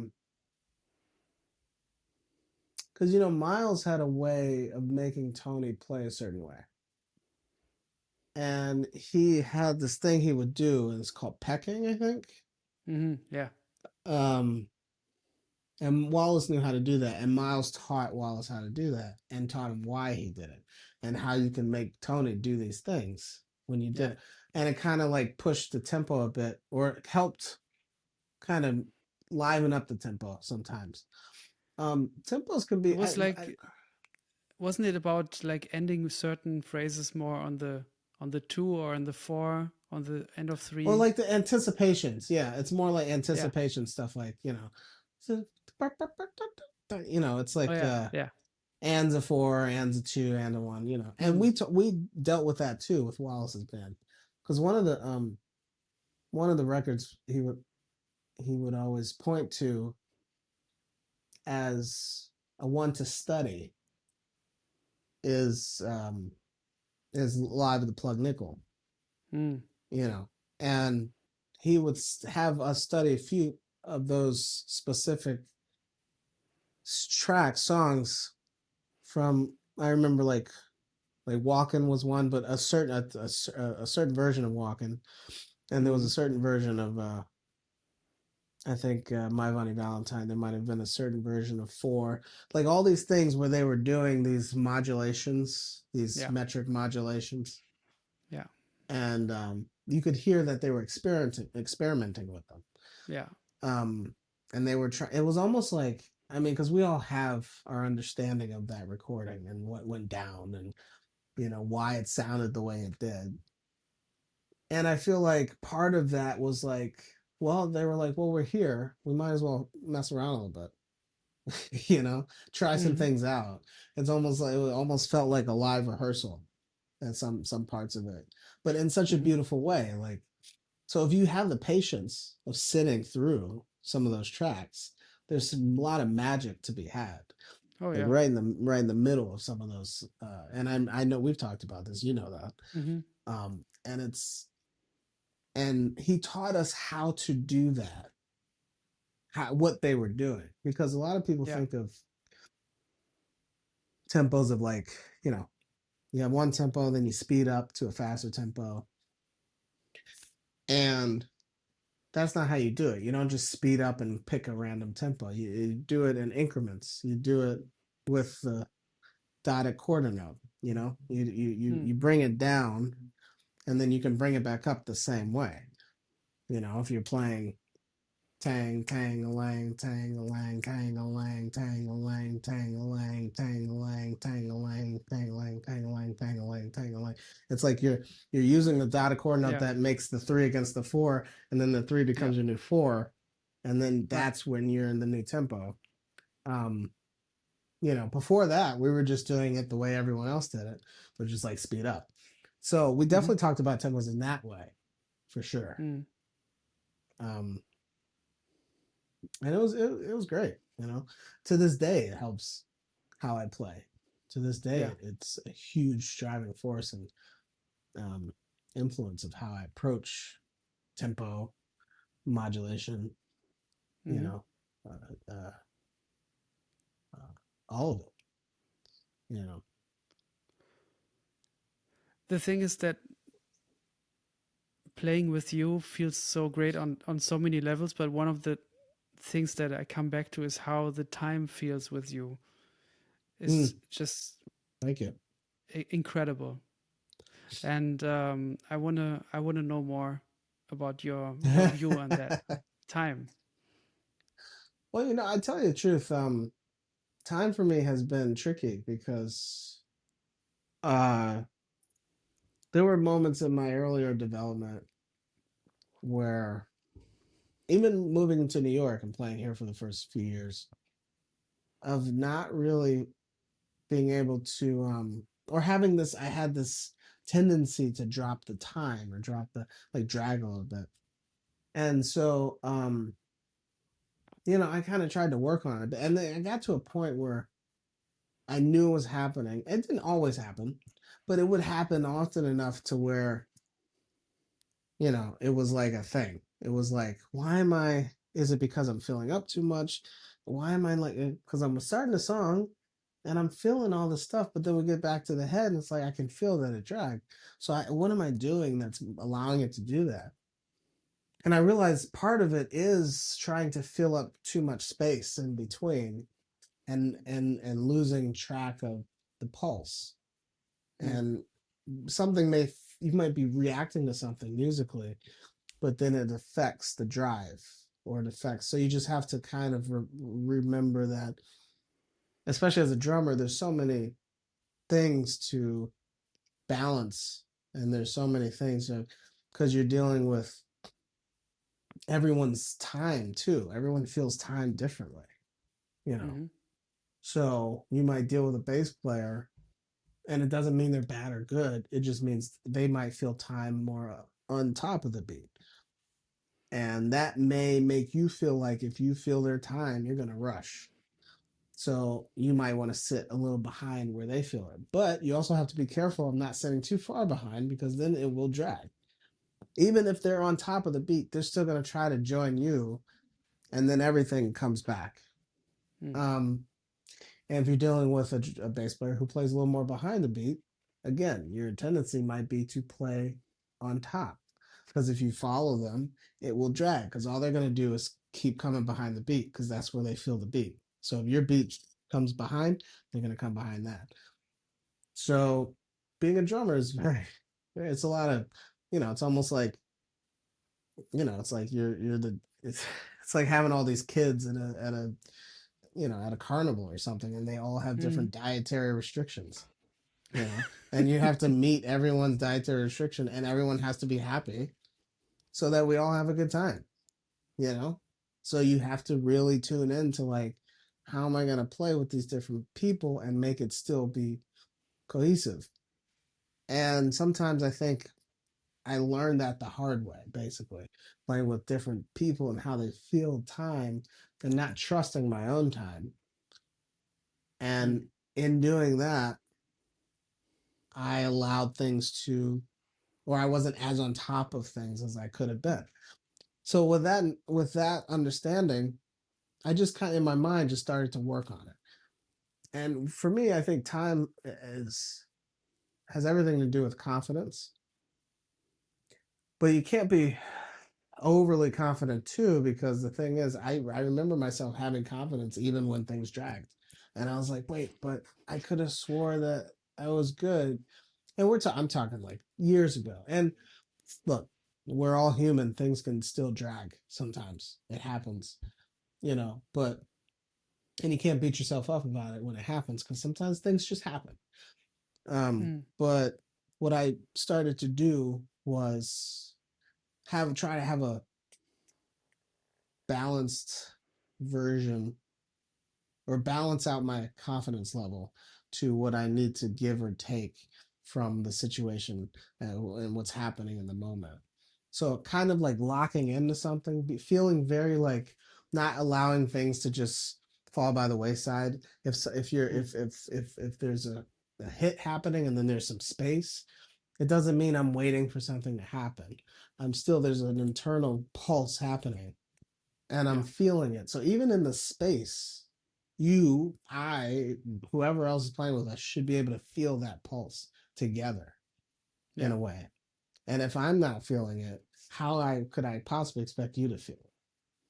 So it's almost like I have to just trust my internal pulse, and something like Roy Haynes said, it's like having a good time is all about, it's a heartbeat, and if you can trust your heartbeat, then you should be able to trust your time, because it's kind of the same thing. And what happens is your heartbeat is also reflective, or your time can be reflective of your heartbeat. So if your heart is racing, you're going to rush probably, and if your heart is really like relaxed, then you might even play behind the beat, but you're going to be a little more in the pocket. And I've learned to breathe while I play. And I always notice, like when I see Tony play, he'll be playing and he'd be like right in the middle, like the stuff is burning, and I look at him and you can see him and he's breathing. You've seen that, right? Yeah. And he'll take a breath and be like, more he sits up straight, and then he's like, and you see, and he's playing while he's doing it. And I believe that it was a way for him to settle into the time. And for him to just be like, just like reset. And maybe he wasn't thinking of it that way, but I think he just naturally did it, maybe. Or maybe he did think about it. Honestly, I don't have any way of knowing it.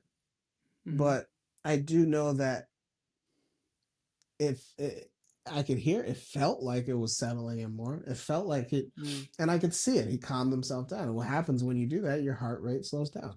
If you take a deep breath and you just, so it kind of, starts to deactivate the tendency to speed up. But then again, you can't get too relaxed, can't get too into it, because then it could drag. So there's that balance. It's that fine balance that I'm constantly playing with. And it's easier with others than it is with others, but the main thing is I have to do it. I have to trust myself. I can't expect anyone to do it for me. And I think for a long time, I was expecting other people to take care of it. And I was losing track of it. I was losing sight of it. So now I'm like, okay, I'm in charge, or I'm not in charge, but we're still in this together. I'm supportive. That's what it really is. But if I need to be in charge, I can. But it's really like it's a group effort, So I've talked to so many people about this. Time is it's a tricky thing. It's a very nuanced thing to work on, because you can't just have metronomic time. You can't just have robotic time. I mean, you can if you want, but that's not the music we play. The music we play it's a heartbeat time. We're not playing to a click. So with that, things always, it's like a seesaw, it's like it's like the scales of justice, the balance.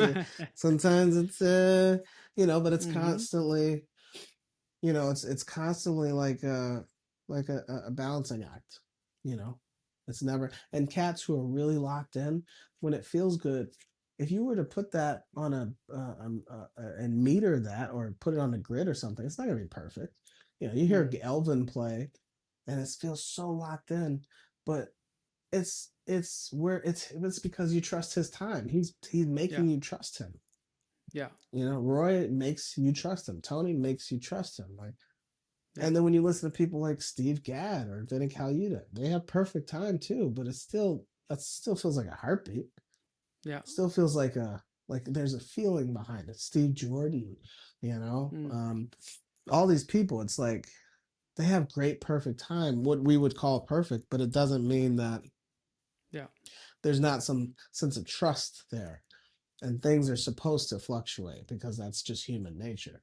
Mm-hmm. The only thing you don't want is for things to drag. Yeah. That's the bad stuff. Yeah. But as long as the motion is going like that, you can speed up. That's fine. Mm-hmm. You don't want to rush necessarily, but things can Mm. naturally take off. That happens. Yeah. You know, we can't. Yeah. But again, I appreciate you saying that about the time because I do think about it. I do try to like Mm-hmm. structure it in a way that makes it feel good for everybody, and not just Oh yeah. like, here's the time, guys. Yeah. Come on, my tempo. Yeah. Yeah. Exactly. It's You also know. infectious. The way you talk about it now, like you you trust yourself, but that infects me in a good way because in that way I hear that you're like solid, but it also transcends towards me and the other people around us. You know, um, I can of course only talk about how it feels to me, but your trust also extends to me in a way. Like I'm trusting myself more through that. You know, Right, right. in terms Yeah. of time. Yeah, the trust is transferred, and Yeah, it's for all of us to just kind of, constantly share and pass around. And that's yeah. what makes a band sound like a band. Mm-hmm. It's really just the level of trust. Trust. Yeah, Yeah. empathy. Empathy. Yeah. Yeah. Empathy and trust will take you a long way. Mm-hmm. You know. Yeah. When I got the for the first time the chance to play with you and the band, Melissa's band, we have to say, is Mm. um, I said it before, like you're an incredible listener, and this band has gone through many different uh, people. Like people played guitar, Lager played guitar, Mike Moreno plays guitar, and other people on piano, great players. My question for you is like, how do you, coming from a tight band like that, how do you feel out somebody you haven't played with before? Because it's a special moment, and Yeah. I felt super welcomed by you and everybody else. But the way you did it was like inviting me in, and there was this immediate trust. But yeah, talk about the approach of inviting somebody to come to play within a band and a sub, you know, somebody who comes in to play. How do you Hmm. deal with that? Well, I mean, there's a lot of ways to talk about it because I'll start by saying like, first of all, it was already a pleasure to play with you, and I felt it was like from note one, from the feeling. It, I got the same from you, so it was almost like a very mutual Mm. understanding of like, I think we're on the same page, you know, Yeah, and that happens very quickly. It happens in a yeah, few notes, with someone.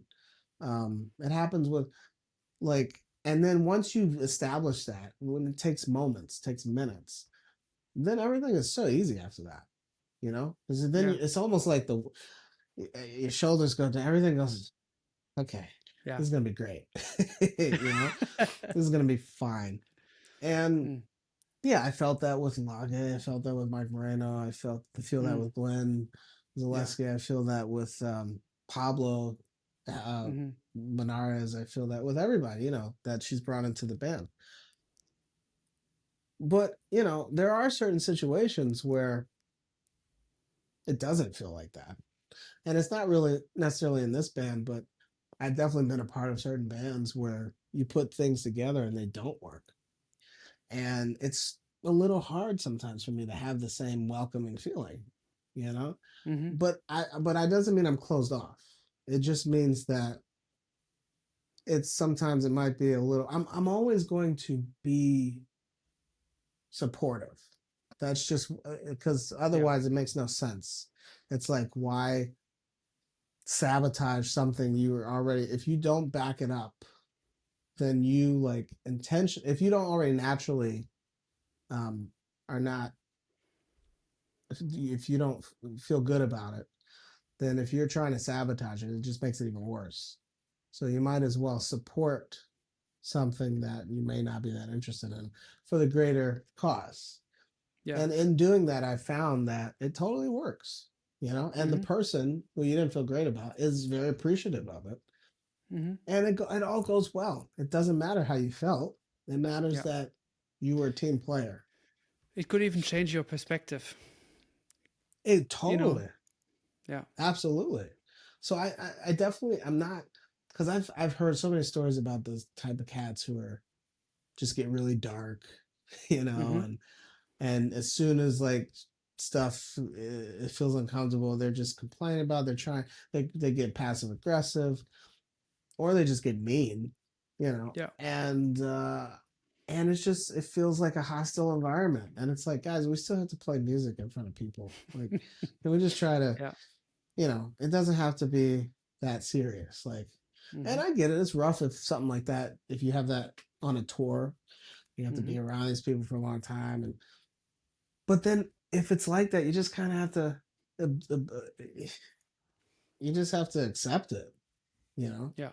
Um, but like in general, my approach is to work as a team. How can Yeah. we do this together? I'm not trying to, and at the same time, you know, I'm a very sensitive person, and sometimes on the bandstand, you might hear me being annoyed at something, you know, if things just get really, and sometimes it doesn't have to do with the music. It might have to do with the Mm. sound. You know, Yeah. remember we had that one gig, and I forget where it was, but and the Yeah. sound was just terrible, Yeah. and we just had to deal. We had to deal with it, and no one had Yeah. a good time, Mm. you know. But we didn't take it out on each other. No. Yeah. But there are moments where you're just like, I do get a little fed up, and I'm like, you're trying to play music, and it gets in the way of that. So, you know, I might take a fiery drum solo, or I might hit a Mm-hmm. downbeat that might seem a little, you know, startling. Mm-hmm. But again, sometimes that's musical too. You Yeah. know, it depends. It's emotional. It's Yeah. real. It's So it's real. not. That's what I was Yeah. going to say. Those moments, I actually like them in a way. Sometimes when somebody hits the cymbal a little bit harder or goes at it even more, just to let it out, and after we get a breather through that as well. You know, we're like, oh, okay, Absolutely. right. Let's not um, yeah, let's not say yes to this situation. Let's fight. Let's Exactly. let's change it. Yeah. Let's together. You know. Yeah. Let's try to.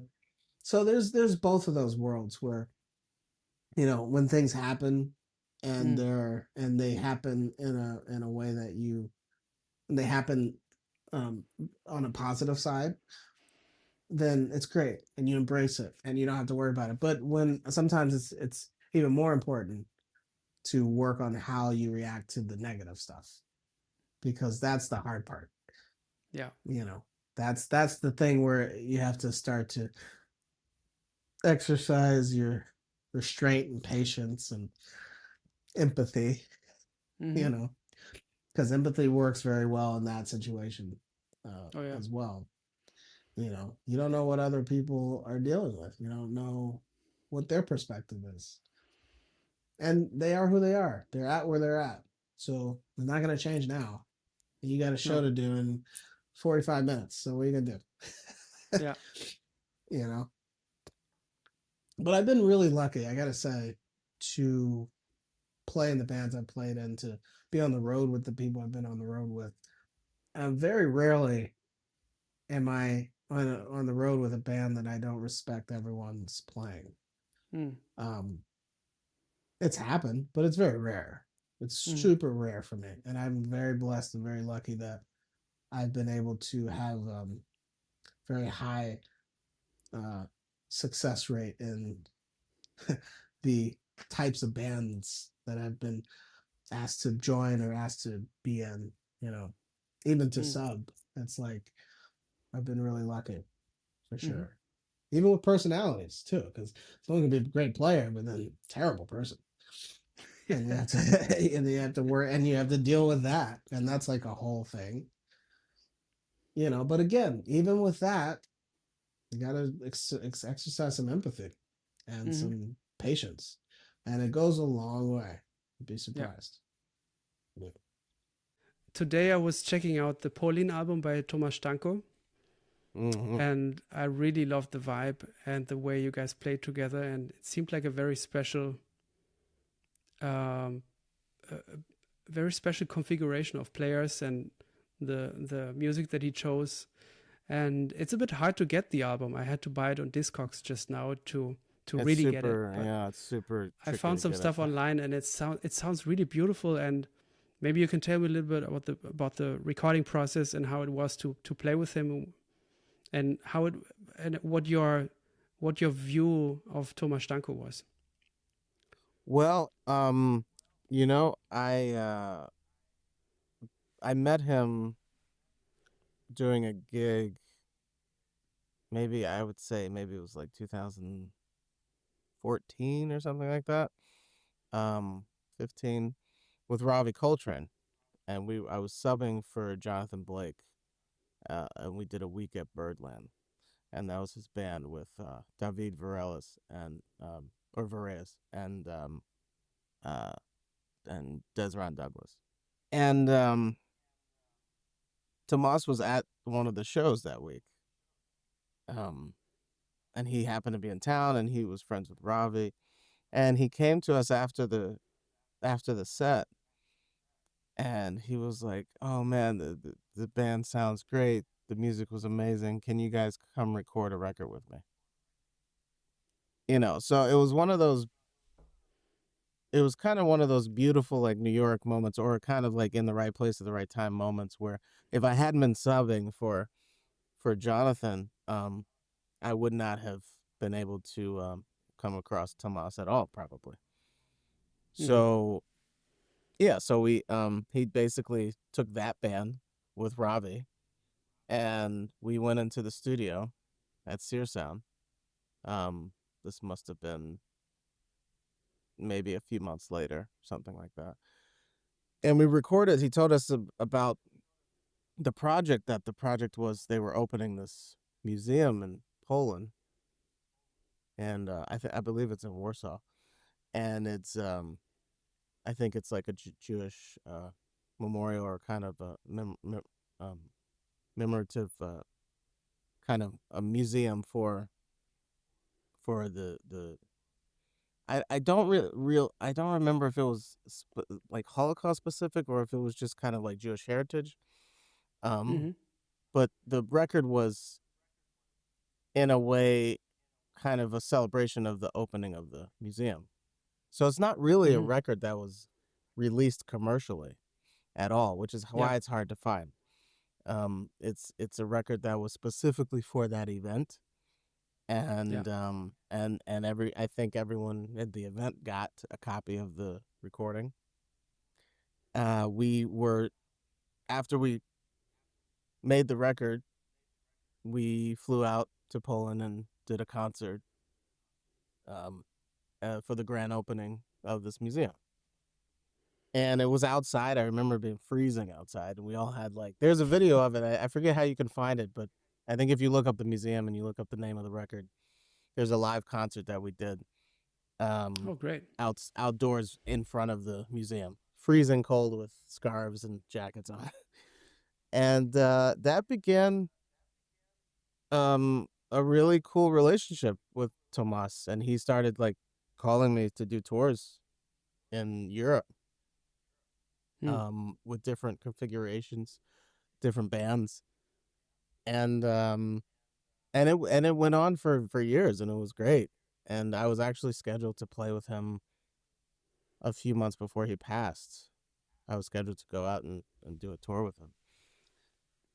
And then we got the sad news that he had passed. So that's kind of, in a nutshell, that's what happened, you know? And again, it's like one of those beautiful moments where if you're not, making yourself either available, or if you're not in the right place at the right time, things don't happen, or things happen very differently. So it was kind of a very beautiful divine order sync up of of events that led to that beautiful opportunity. How was he like as a band leader? He was very loose and open. He didn't really tell me to do anything, musically or anything, like even off the bandstand. Like he was like his music. Obviously, anyone who is familiar with his music has a very specific kind of tone to it, and a very like, a very a very specific like feel to it, and texture, and it's funny because it's almost like he didn't really have to explain what that was. I think everyone who was in the band or joined the band at some point, it was kind of a mutual understanding of what that is, and what that sounds like, and what that is composed of. So it was more about just being kind of, like an open vessel, letting things just happen through you, and not trying to, impose a specific type of vibe, or, try to. It was more like there's this thing, and you're just kind of, you become malleable, and you just kind of like become part of that thing. And and it was great. I think it was a very like encouraging environment. It was a very I remember his daughter Anna. She was on the road with us, and she was his manager, and so it was a very like, it almost felt like family. Just being on the road with them was very familial, and I don't know. It was he seemed like a very sweet man. I do remember one time we were in the car, and there was a bass player that was playing with us. I can't think of his name at the moment, but he's also Polish. And there was a time I think I remember waking up in the middle of them having like a intense discussion. It would almost sound like an argument.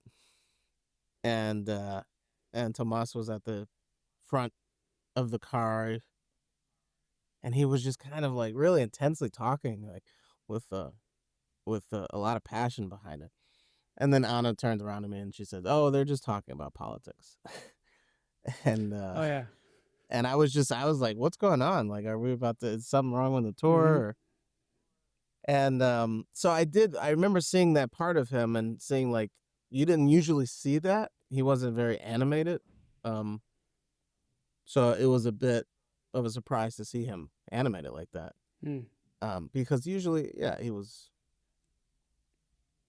I mean, I wouldn't say soft-spoken, but he was a man of few words, when it came to dealing with like the music, and dealing with just kind of traveling, and hanging out. But he seemed really cool and comfortable in his skin, and very. He had a lot of style, very stylish cat. But yeah, I cherish those memories. He was really, really sweet to me. What happened when he showed you a new composition that he wanted to play?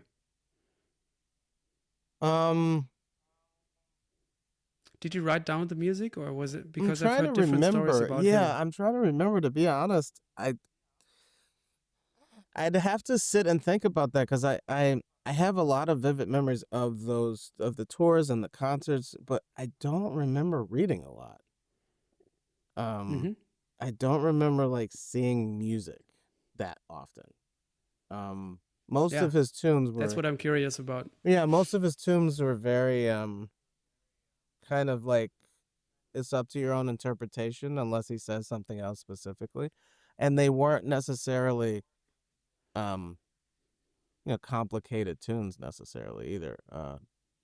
They did have a structure, they had form, but the forms were very um they weren't that complex. It was very easy as a drummer at least. It was very like easy to remember. No pun intended for the song, but it was kind of like, it was just it's not to say that any drummer could have done it, but it wasn't very and I don't want to call it that. I don't want to say it wasn't complex music because that's not the right word either, but it wasn't very involved what was on the page. So I think most of what came Yeah, out but of his music was much more personal to who was interpreting it. they do seem to have a specific vibe and a specific gesture or direction, with still including lots of room for interpretation, but still like the specific. They seem very specific still to me No, as a listener. absolutely, and I agree, even as a player. But like I said, it wasn't there wasn't a whole lot of direction necessarily on the Hmm. page. It more Mm. came from he would explain to you like the emotion of the piece, or he would explain Mm. like the textures. Like I wanted to sound like Hmm. this on the B section, or I wanted to sound like this for this transition. Even Yeah. when we were in the studio and then you listen to Poland, you listen to the record. Um, yeah, a lot of that was just me trying to kind of taking liberties into what texture I thought he might want in this part. And unless I was, you know, otherwise instructed to do something, I was kind of just really trying to feel and pick up on the energy of the session or energy of like where he was going. And then, Yeah. because and each take, especially of the more um, expressive or the freer formed takes, songs, each take is totally different. Mm. It's completely different. So, and to me, I don't know, it wasn't something I was used to, I'll tell you that, because up until that Mm. point, even my experience playing with Ravi Coltrane at that time, um,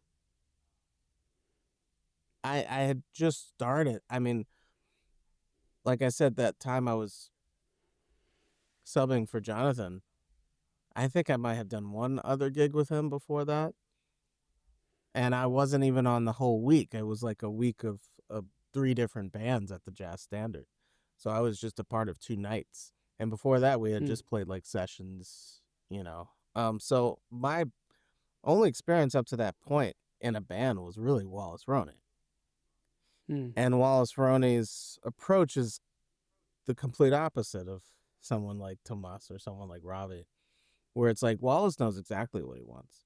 And it's not to say that he Mm. wants you to play specifically like this person or specifically like that person, but he definitely knows how to um, describe in fine detail what approach he wants Mm. in the music. So for Tomas to just kind of like not say much or to say things that weren't necessarily musical lingo in order to describe what he might want, it Mm. was a very, it was something I wasn't used to. And it was something that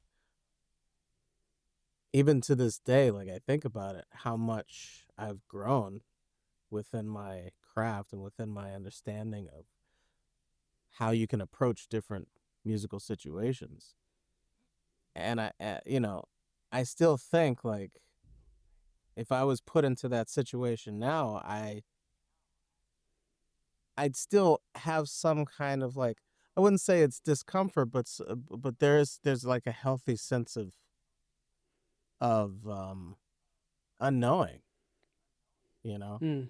and just not trying to, you know, close people into or just box people into a certain bracket of how the music can be explored or how it can be executed, you know. And I think So Ravi situations. is like, is excuse me, go ahead. No, I was just gonna say I think situations like that are great for being able to tap into that explorative nature. But sorry, go ahead. Yeah.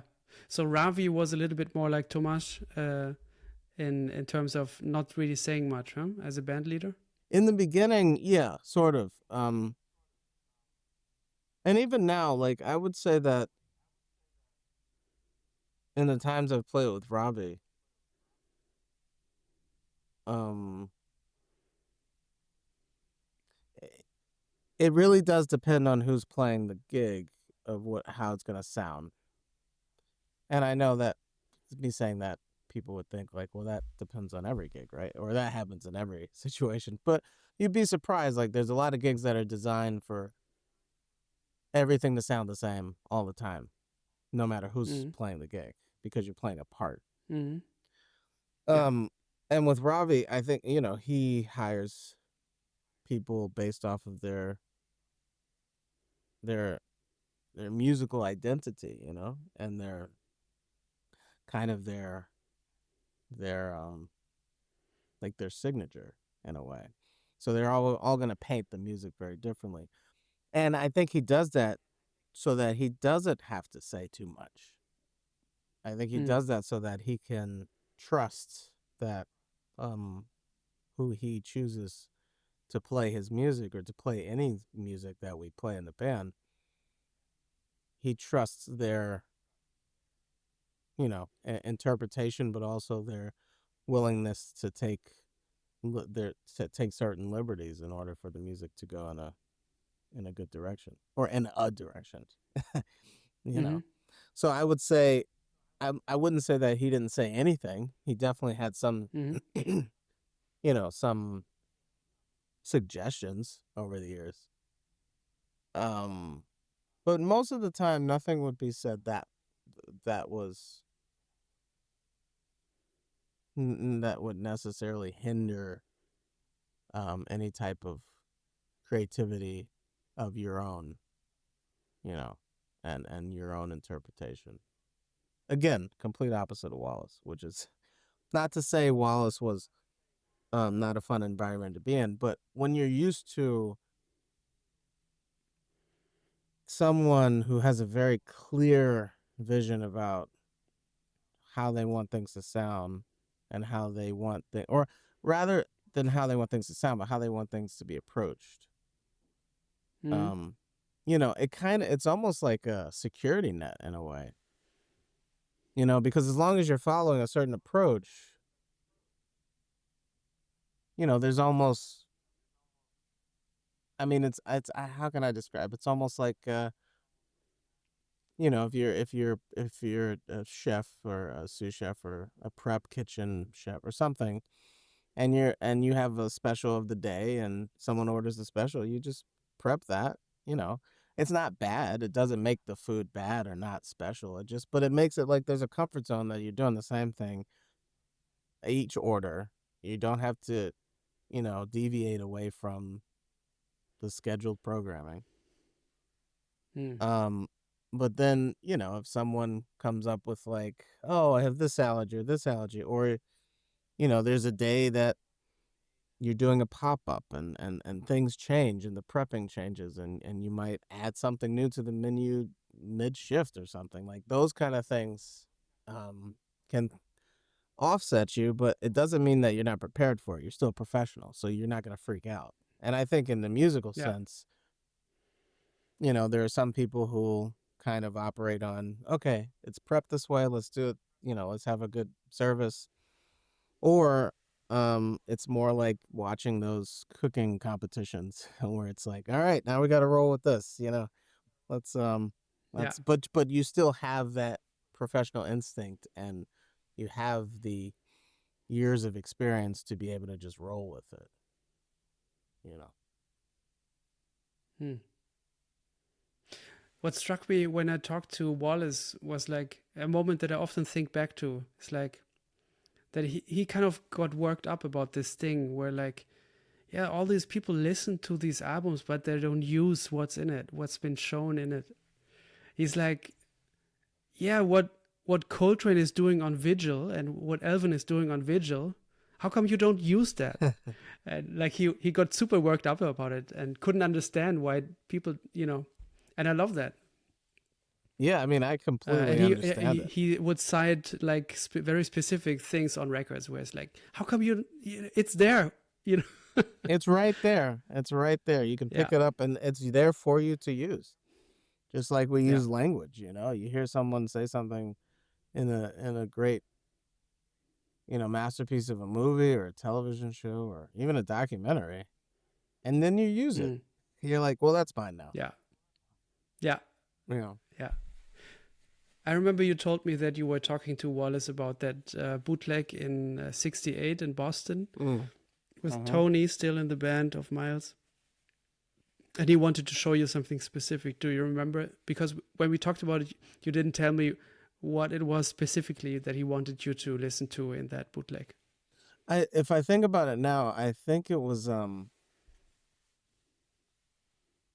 because that bootleg is very special for a lot of reasons.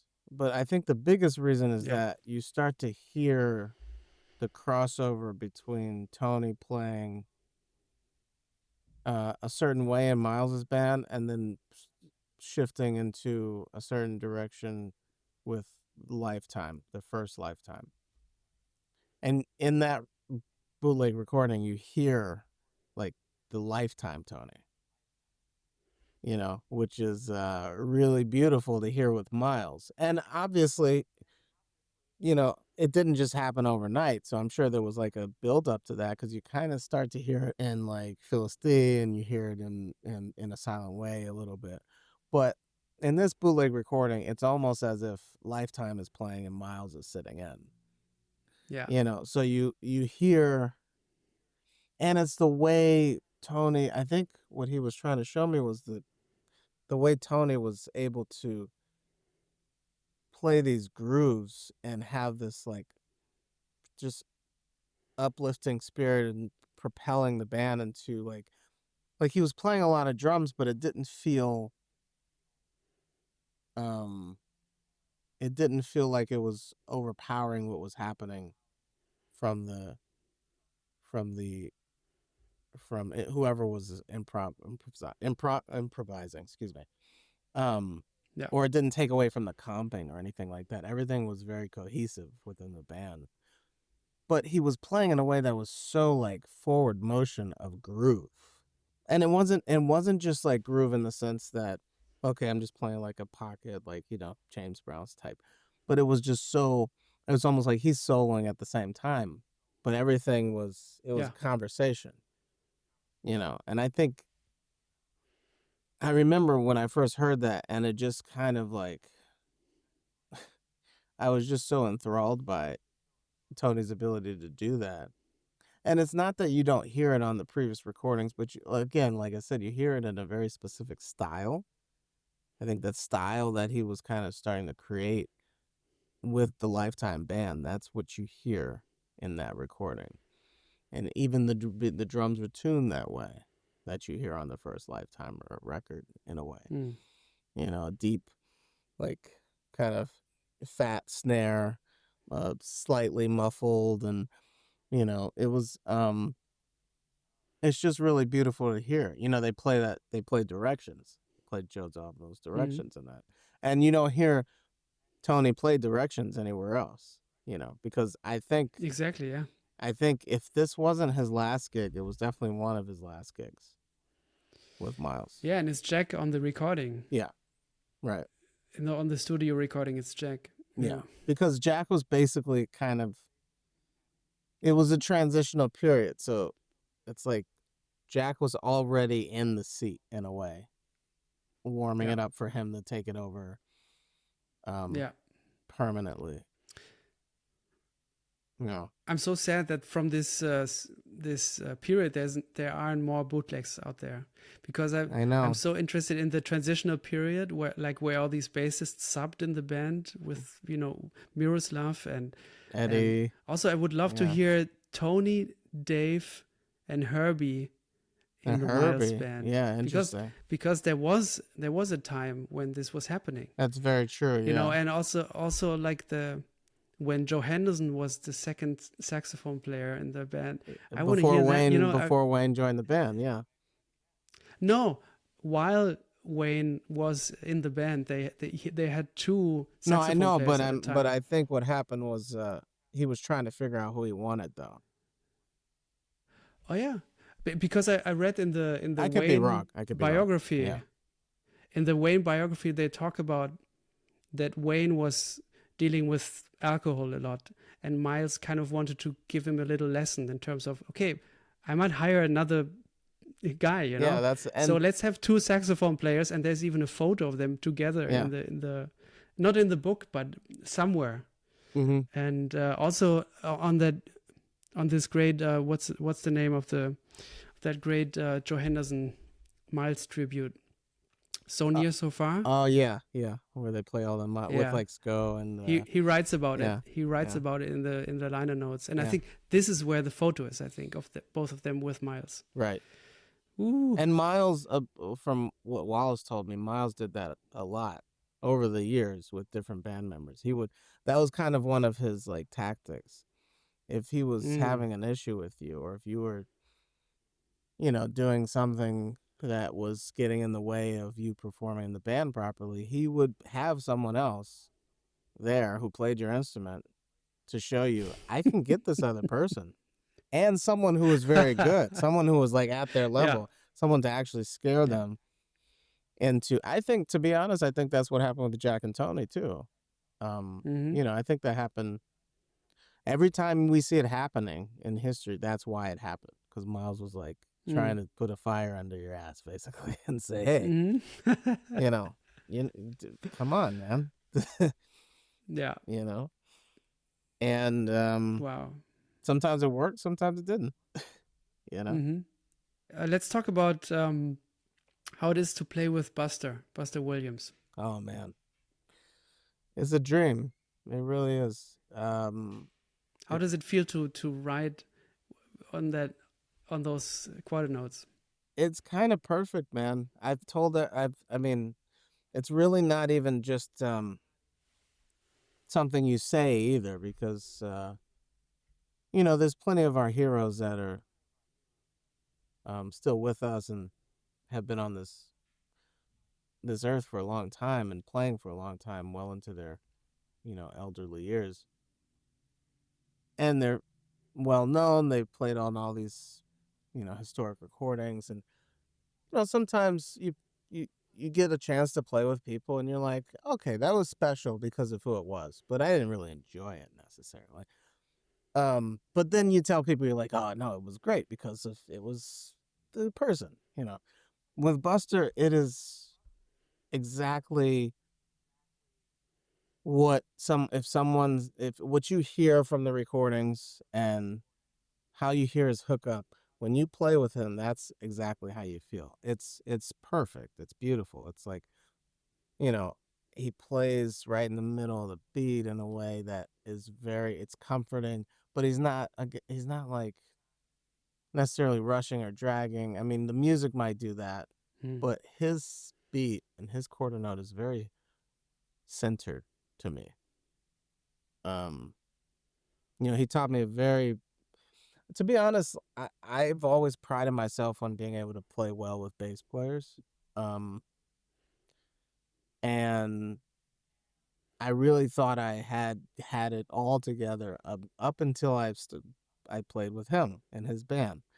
And he hit me to some stuff very subtly. Well, most of it was subtle. One thing wasn't, but he hit me to these things that were so like not only helpful, but so strategic in how to help paint the picture with a rhythm section and how to be able to be like very cohesive as a unit. I remember our first gig on tour to Europe, and we played Paris, and sound check goes great. I'm just learning the tunes and basically rehearsing on the sound check. And we play the tunes and everything's cool. I remember during one song where I can't think of the name of it right now, but the song kind of starts with this like straight eighth feel. It's kind of a funky thing. And then it abruptly goes to a ballad during the head of the piece. And you play through the ballad, and then at the end of the ballad, it goes back into straight eighth. So in those transitions, most people would think about like, okay, well, we're going into a ballad, let's ease into it, right? As soon as the transition happens, it's one note. It's like, let's say it's not like there is no fermata. There's no slowdown. There's a point where it's like it ends da da da da ba ba ba. There's a bar, and then he counts in the downbeat. So when he has a downbeat, his first note is the first note of the bar. He expects my hi-hat to come in right on 2, right? Because that sets up the tempo. Now, Right. the first few times we did it, I kind of eased into it because I'm like, well, it's a ballad, so I can just kind of like, kind of sneak in there. Sneak in. And he was like, no, I need that hi-hat, and it kind of goes back to like working with vocalists and stuff. It's like that sets the tempo. The hi-hat is the anchor, especially in a ballad. So we did it maybe like 3 times where the first time I was late, the second time I was too early, and then the third time I got it because he said it. He was like, we would do it, and he's like, all right, nope, that's behind. Let's try it again. Boom. Okay, don't rush it. I remember him saying that, and then boom. So that was a valuable lesson in just how to stabilize a ballad as soon as it starts. And I think that's a big thing I hear these days with especially a lot of younger players, like in younger generation before me, is that they don't the ballads sound very timid. Everything sounds very like hesitant. No one's just kind of like establishing things together. So when you hear ballads, you hear the beginning of them, they're kind of just falling. They're kind of pieced together, and there's no intent behind it. But when you go back and listen to all those beautiful recordings of all these amazing vocalists sing these beautiful tunes that we know and love, you don't hear that at all. There's a lot of intention. And when they start a piece, the conviction is there, And he comes from that school. He comes directly from that school.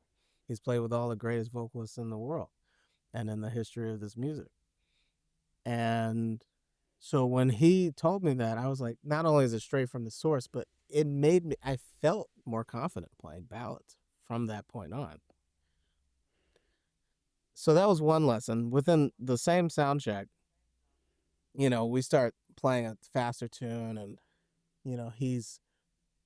I'm getting like a little excited. I'm also kind of nervous because, it's Buster Williams. So this is the first gig of a 2.5-week tour in Europe. And we start tipping a little bit. We start playing. And he's telling me, he's looking over his shoulder and he's letting me know. He's like, all right, don't rush, And how did he say it, or he did said he? it? No, he said it. We're playing, and he's like, all right, don't rush. He said it very gently, though. He didn't say like, stop rushing or something like that. He was just like, okay, don't rush. It's almost like, trying to discipline a kid, but in a very gentle way. Of like, okay, Yeah. don't touch that. Don't, oh, that's hot. So it's just like, don't, Mm-hmm. don't go ahead of me and don't go ahead of yourself. And then I started to ease in, and I knew that was a little bit of my nerves. But once I relaxed and just kind of like felt the beat and really owned my own experience and knowing that, he called me for a reason. I can handle this. I mean, I'm in the chair of Lenny White and Cindy Blackman and, these amazing drummers that hold this chair. So I think I should embrace some of that responsibility and know that I deserve to be here. And once I did that, I was ready for the gig. So we play the first gig, and the first set, and he takes a solo on like maybe the second song or something. And I think I'm playing brushes with him. And all of a sudden he turns over, he exhales, and he just kind of like in a distraught kind of way. And he was just like, just play time. Just keep time, right? During Yeah. his solo. And I felt, oh my God, there was so much shame that just rushed Yeah. over my, because this is Yeah. just, it's a more intimate space. It's a smaller club, and I'm just like, holy shit. I just felt terrible because everyone could Yeah. hear him say that. Yeah. But I understood why he had to say it like that, because not only was he annoyed at how much, and really, it's not that I was playing too much or, doing something that was bad necessarily, but I was just getting in the way of him trying to think of stuff. I kept ending his his phrases or trying to catch his sentences, and I was just being cute. Mm-hmm. Like I was just being overly involved. I was being talkative with my brushes, And I understood that when a bass player is playing a solo, and of course everyone has their different preferences, and some bass players might say this, and some bass players might say that. But what I've learned is from that moment, the best thing you can do is to just support the bass player. Don't necessarily engage too much because you're taking away from their solo. And I learned that Mm-hmm. before this too. There was one time I was playing a jam session a long time ago in DC, and there was a bass player in the crowd, and I might have been like 17 or something, and she comes to me after, and she's like, "Man, you sound great, but like you were playing way too much during the bass solo. You know, you just it's too much information. It was hard to focus on what they were playing." And I guess I didn't really learn my lesson from that. But when Buster told me, Mm. you better know that it hit pretty hard. And from then on, but after those two things, it was cool. That was the first gig. Rest of the gig went very well, and the tour was a huge success. I mean, it was really fun to be able to play with Buster for that long. And since that tour, I've played with him before. I mean, I played with him again in other situations, subbing for Lenny again. He's it's very gracious on the bandstand, and he's very professional. And I mean, just listening to him sit back and talk about Sarah Vaughan and Nancy Wilson and Gene Ammons and Sonny Stitt, being with them for the first time, Yeah. at 19, and being with Art Blakey, talking about Miles, just everybody. He did it with everybody. He played with everybody, and he's still playing just as great now. Yeah. As what you hear on those recordings. He's so there. He's so present in every musical experience that he's having. And it's extremely inspiring, But even if none of that was true, he's still so fun to play with. Like as a drummer, I feel very free playing with Buster, especially like being able to just swing and do that quarter note and tip with him is It's so joyful, you know. But I saw this live video of you with Buster and Victor Gould at Mesro. Yeah. And it sounded beautiful. You guys sounded great together. I'm curious how Buster deals with a gig like that, where I don't know if did you guys rehearse for that, or did you just meet there, or how did it work? Well, you know, that was the I think that was the second time that trio played, because we also did a gig up in Old Lyme, Connecticut, at the Side Door, and that was also Victor's gig. So we played some of the same tunes from then, but we did show up early to the club, to Mesro, to go run through a few tunes. Yeah, we did just kind of like a rough sound check rehearsal. Yeah. And what are your observations of him looking at music or trying to figure out music like that? Well, you know, he's, like I said before, like, he's very present in the moment. So, you know, he's going to try to dissect the music in the way that makes sense for him, so that, you know, everything is clear, and all the cues, and, like, you know, is this how you want to do this? Like, are you sure about this, you know, solo form? Like, is this, you know? And then I remember Victor also wanted to play Christine, which is Buster's beautiful ballad. And I believe I think he wanted to play it in 3, actually. I don't remember. I don't know if that's what we did, but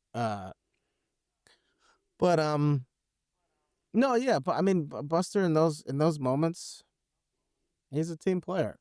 You know, he's definitely not like complaining about tunes, or like, oh, I don't want to play that one, or, which I've seen happen, especially people of not only of maybe his generation, but also just of his status, like, or his stature, you know. Yeah. But no, he's very, like, open and willing, kind of, to pretty much do anything. Nice. Even if he's not that comfortable with it, like, he'll just, you know, adjust. That's what I've experienced. I can't speak to anything else, but that's what I've experienced. I'm curious now, like, after that first night where he gave you a few pointers, did you ask him in the preceding nights if everything is fine now, or didn't you talk about it anymore? You know, I don't remember specifically, but I do just remember it's almost like that first gig got everything out of the way. Any tension or anything I needed to learn, or anything I need. Like, sometimes you have these tours and it's the first time you're playing with someone, or if it's the first time a couple of people are playing in the band, and, you know, sometimes it takes a few days, a few concerts, just to get things gelled, and maybe someone keeps messing up the tune in the same place, or maybe, like, you know, all these things that can happen. And I feel like everything that should or could have happened within a tour of that length, it all happened on the first gig. You know, so we kind of just got it all out of the way. Every single little thing that I needed to learn playing with Buster Williams happened on the first gig.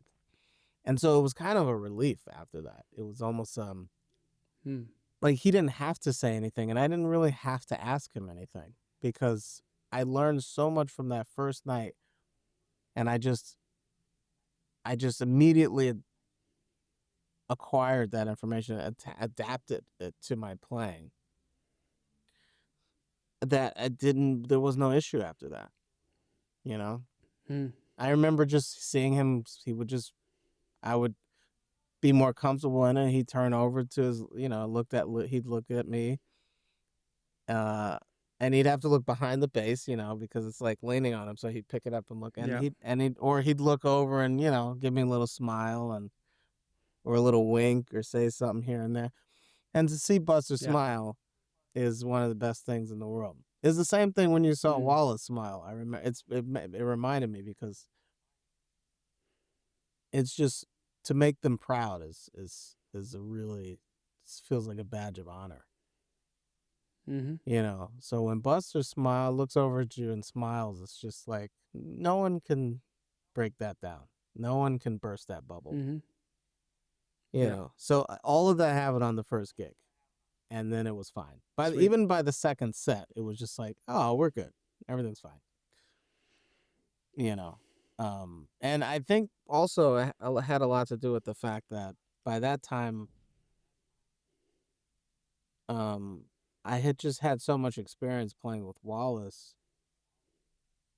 And I'd like to point out the fact that Buster did call me while I was in college, actually, while I was at Berkeley, to join on a tour to sub for Cindy. But I couldn't actually do it because of conflicting dates with Wallace. But I'm kind of glad because I don't think I would have been ready for it. I really don't think I was properly ready for it yet. And I think that I needed some more experience. I needed some time out of school. I needed more time with Wallace on the road and more experiences in New York to be able to actually do justice to Buster's gig. And when I did that tour with Buster, it was perfect timing because I was very prepared for it. And I remember sitting in it and I was like, this is right. This feels great. You know? So, and Buster let me know that, you know, he, to this day, like he's always, you know, he helps me out. He encourages me. He calls me when Lenny or Cindy can't make it, you know. It's, you know, he's become a great mentor and I really appreciate it. And I really, I you know, I cherish it. Man, we didn't talk about how it was how it was to record with Gonzalo on Melissa's date. Well, first of all, she put a dream team together for, to ensure that the recording was going to go smoothly and to ensure that we, felt very comfortable in the environment. We recorded at Octaven up in Mount Vernon, New York, which is now probably my favorite studio in town. We had James Farber, the incredible James Farber, to engineer the recording. Don was producing the recording, the president of Blue Note. And, you know, to have those two people who work very well together, to have them just being so supportive of every tiny little detail and every little thing that Melissa had envisioned for the project was totally supported. And, you know, I never heard a no. There was never a no in anything. And having Gonzalo come in and write arrangements for all these beautiful ballads, Latin American ballads that were kind of, I would say, lost within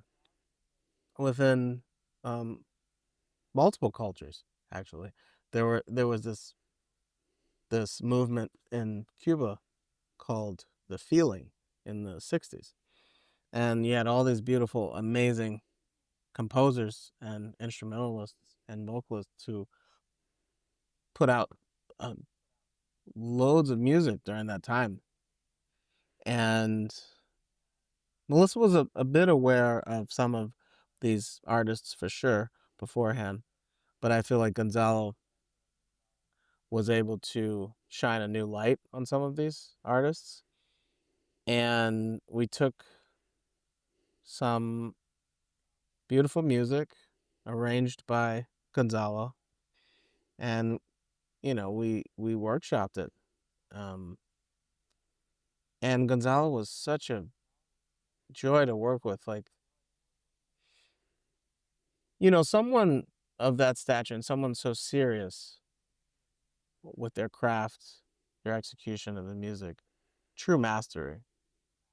You expect there to be some kind of inflated ego, or in some type of like maybe some people have been labeled as difficult to work with or high maintenance or all this kind of stuff. And he could not have been more gracious and more patient and more professional and more musical and strategic than he was. He was just, I think it was probably the most stress-free recording session I've been a part of. Mm-hmm. With all the Nice. parties involved, it was just like there wasn't a stressful moment at all. And I've been a part of numerous recordings where, sometimes even lunch is stressful. Like you find Mm-hmm. these little parts of, and especially during like we did one of the days we were recording video, and usually you have to like wait a bit for the videographers to get in set and to make sure that everything goes smoothly. But even within that, there weren't many delays, there weren't any calamities, there weren't, nothing, no operating systems shut down, or, no, nothing crashed. Like it was a really beautiful Mm-hmm. session to be a part of. So with all those factors in place, it was just kind of a dream come true to be a part of something like that. And then also to have the amazing Peter Washington playing the bass with us. My first time being able to be recorded with him. And again, just I feel like the amount of camaraderie and the amount of respect that was in the room and in the booth, in the studio, in the sound room, in the control room, it was just overwhelming, that the amount of respect that was truly the amount of respect that was transferred.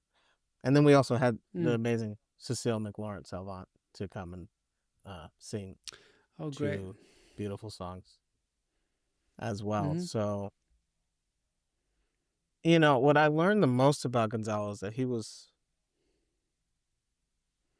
it felt like he conserved a lot of energy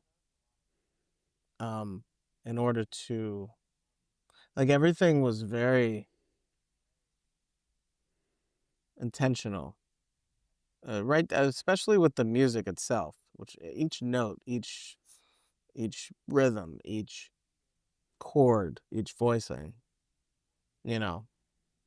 how the melodies were played, or the approach of how the melodies were lining up with certain harmonic structures. Like everything had a purpose. It wasn't just, okay, let's just feel this out. But to say that it also didn't feel like it was like the music was overproduced, because the purpose that it had was to create or evoke a sense of calm and a sense of like, I remember him saying something that, no matter what we play, no matter how complex or complicated it is, the idea is to make it feel easy, to make it sound simple. And I think that's when I listen to his music, that's what I feel. That's what I hear. Even if it's complex, even if it's complicated, the most complicated things that he's written still they all have a sense of calmness to it, a sense of, that everything is kind of seamless and everything is just as it should be. you know. That's what I remember reading about Herbie telling one of the subs that came into the quintet to step in for Mm-hmm. Ron. Something that Herbie told one of them was like, "Yeah, our music isn't supposed to sound like hard work." Exactly. And Yeah. that's what I hear when I hear someone like Gonzalo, specifically Gonzalo, though, because I think I mean, he should be I believe he's celebrated, but he should be celebrated even more, in my opinion, because Mm-hmm. of how humble he is with all of that expertise and all of that you know, just his philosophy. Cuz it's really, I mean, I feel like with someone with that much ability usually doesn't know how to contain it. They usually have to, it's always on display, right? Even if they're Mm. talking about it.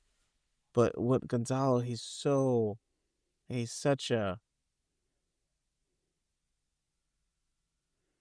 I mean, he's such a vessel for the music rather than just like a virtuosic piano player.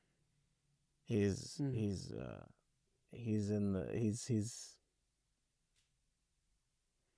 I don't know, it's truly inspiring to just be around and just to have been a part of something like that. Mm. It was a very special project. It really was. Mm-hmm. What about the repertoire? I mean, we tried some of the songs already on tour. Mm-hmm. Did you do Ocaso We did and Ocaso. No Pitas? We did No Pitas. We did La we did Sentencia? La Sentencia, the sentence. Yeah. Yeah, we did everything that we played on the road, we did. And then a couple more. I think a Okay, couple more that cool. the ones that Cecile sang we may not have done on the road. Mm-hmm. And you know, a lot of talk was well, there were a lot of things mentioned about, like, you know, when you're doing a ballad record, you want to think about how to organize the record because you know, you don't want, you want there to still be some type of story and some type of like arc. And I feel Mm-hmm. like the way he was able to arrange these songs, you do feel, even though I'm playing brushes on 90% of the record, but with every song still has a different feel to it or has a different Mm. emotion to it. And they're all very deep. Like if you know the lyrics, if you translate them, or if you know Spanish, or you know, they're all very romantic, but are not even just romantic. Some of them are heartbreaking, but they're all very deeply heartfelt. They're all very dramatic, you know, and it's like, you know, the the premise to a lot of them could be premises to operas, you know. So Mm-hmm. yeah, no, it was, the repertoire is incredible.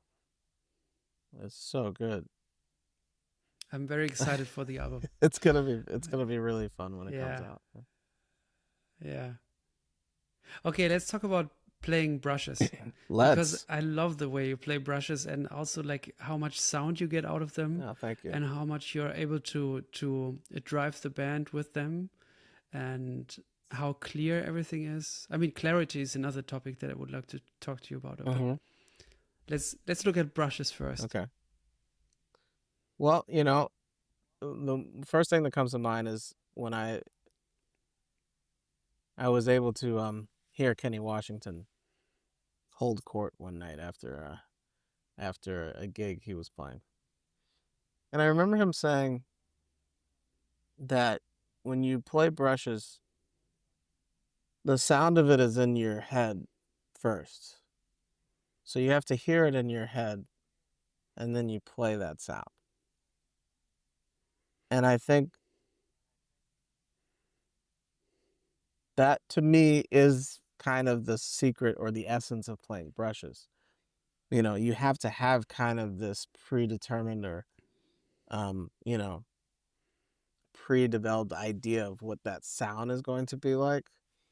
If you know your instrument, of course, I mean, you're dealing with different heads, different type of textures. Maybe the brushes you're using are a little, worse for wear. But if you have, let's just say everything is to your liking, the brushes, the head, if everything is in its right place, then you should be able to transfer that sound of the brush to the instrument that you're playing. So that's the beginning. That's how I think of brushes. And the funny thing is, I knew that before he said that. But it's nice to hear that someone who I respect their brushwork so much, that someone also thinks of it that way. And now I realize that I was correct in my philosophy of it. Because it's one of those things that no one ever told me. But I heard, that's what I heard when I heard my, my favorite drummers play brushes. I could hear that that's what they were doing. You can hear, it's because it sounds like an extension of them. It sounds like, it's almost even, I wouldn't say more of an extension than sticks, but it's very similar. It's like, as soon as you almost hear someone play brushes, you can tell who they are in a way. If they're being picked up well on the mic, at least. Because there is a bit of a signature with brushes. I can tell when Roy Haynes is playing brushes versus Elvin Jones. I can tell, I can hear, if Jack is playing or if Tony is playing brushes. Like, there's a certain, they all get different textures, and they're all masters of the brush, of the brushes. So that's the first thing. You got to hear the brushes before you play them. You got to get that sound in your head. But also, just playing them themselves, the physicality of playing them, the feeling of that texture. I always teach my students, like, you have to, it's almost like you're doing an activity, like you're brushing. It's like you're trying to brush the dust off the drum or something. Like, yeah, like it's a delicate thing, It's not to be, even when you're playing fast, it's like,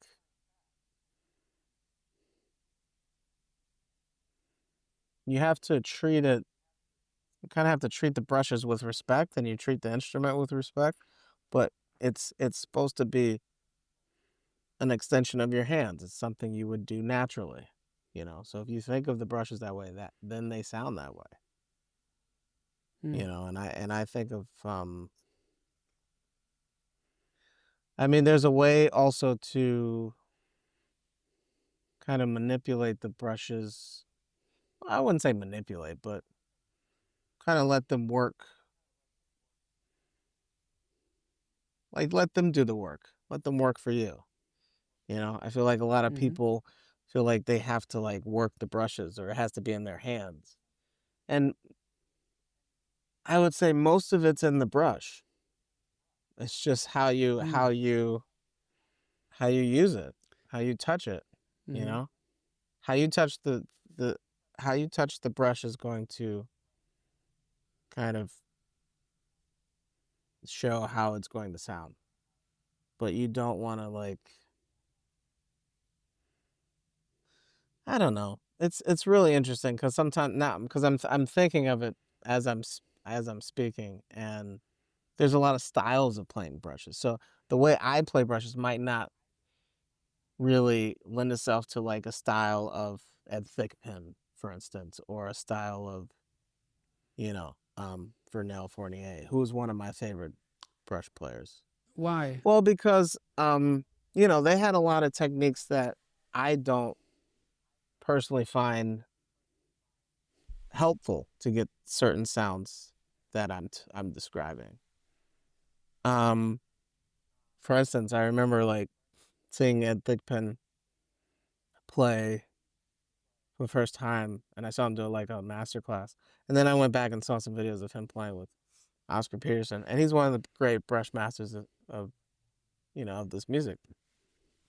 But he held his left hand in a traditional way, traditional grip, and he kind of choked it up, like far up and on the brush. And that doesn't feel comfortable to me. But he got a beautiful sound from doing that, Or I was seeing Vernel Fournier play brushes, and he has the brushes themselves, they're not fully extended, or they're not extended, So, but he was able to get such a beautiful brush sound. And thick sound out and of it thick, also. right? So, it's a little hard to just say like there's one way to play brushes, or there's one way to think about brushes, or there's one way to approach or execute brush work. That's kind of why I stopped myself, because I'm saying like, well, I found what works for me, and what works for me to be able to get the same feel, or at least to be able to feel the brushes as naturally as possible. For them to be an extension of myself, I have to have them a certain way. And I feel like for me, it's the most natural way. But for someone else, it might not be. So. Yeah, can you explain that way again? That personal. Well, for me, I can't have the base of the brush. So maybe the rubber part, or where the brushes are not actually where they go inside of, when they're not fully extended. That can't be like too heavy or too thick for me. I need like a nice balance. It's almost like I almost want to feel a slightly even distribution of weight when the brush is extended fully. So usually you have like too much on the hand side and the base of it, where I feel like I can't control the brush as much. But if it's even, if the balance is even, and there's this great company I think it's out of Chicago, called Brushfire, which has that. It's kind of like in the same style of how they used to make brushes back in the day, where they were a lot lighter on your hands, and you can get a little more control over them. Since then, they've made so many different styles of very heavy, thick, rubber, like handles, if you will. And to me, there's only one way to there's only one sound you get out of that. But I mean, I would have to, it's not that there's one sound, but I would have to do more work in order to get a desired sound out of something that's designed like that, Another thing that strikes me when I see you play is, again, what we talked about before, like how it doesn't look like work at all, like hard work, although it's not easy to do what you do, but there's a clarity to your playing that also, I think, comes through the way you like everything, looking at your body while you play, is like everything looks very how you say, economic, or ergonomic. The way you use, Sure. I guess, that's it. So not many movements that are too much or anything, like everything looks super relaxed while the energy is super high, and so I'm curious, is that something that came naturally to you, or was it something that you had to work on? Well, over the I mean, years? I would say that I think I've always kind of had a version of that, or I mean, everything that I do on the drum set usually comes from seeing someone else do it. From an early, I mean, that's just, I've been doing this since I was 2 years old. So everything I've done on the drum kit is because I saw someone that I enjoyed doing it. So I tried to, like, imitate or emulate that because it looked like the easiest way to do it. So I always look at people as if, as to say, or a good example is my dad. He has great posture. He tries to conserve his energy for certain things, and I think he also got that from watching some of his heroes. I grew up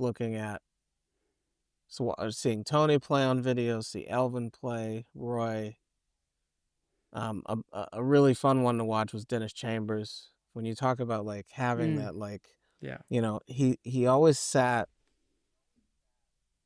like very comfortably, straight back, Yeah. And doing all these crazy things, very fast, but it was all very like, his posture never changed, and I always, Yeah. and he always looked very relaxed doing even the most complicated grooves. I think some of it though, because over the years I've changed a tiny bit here and there. I think some of it,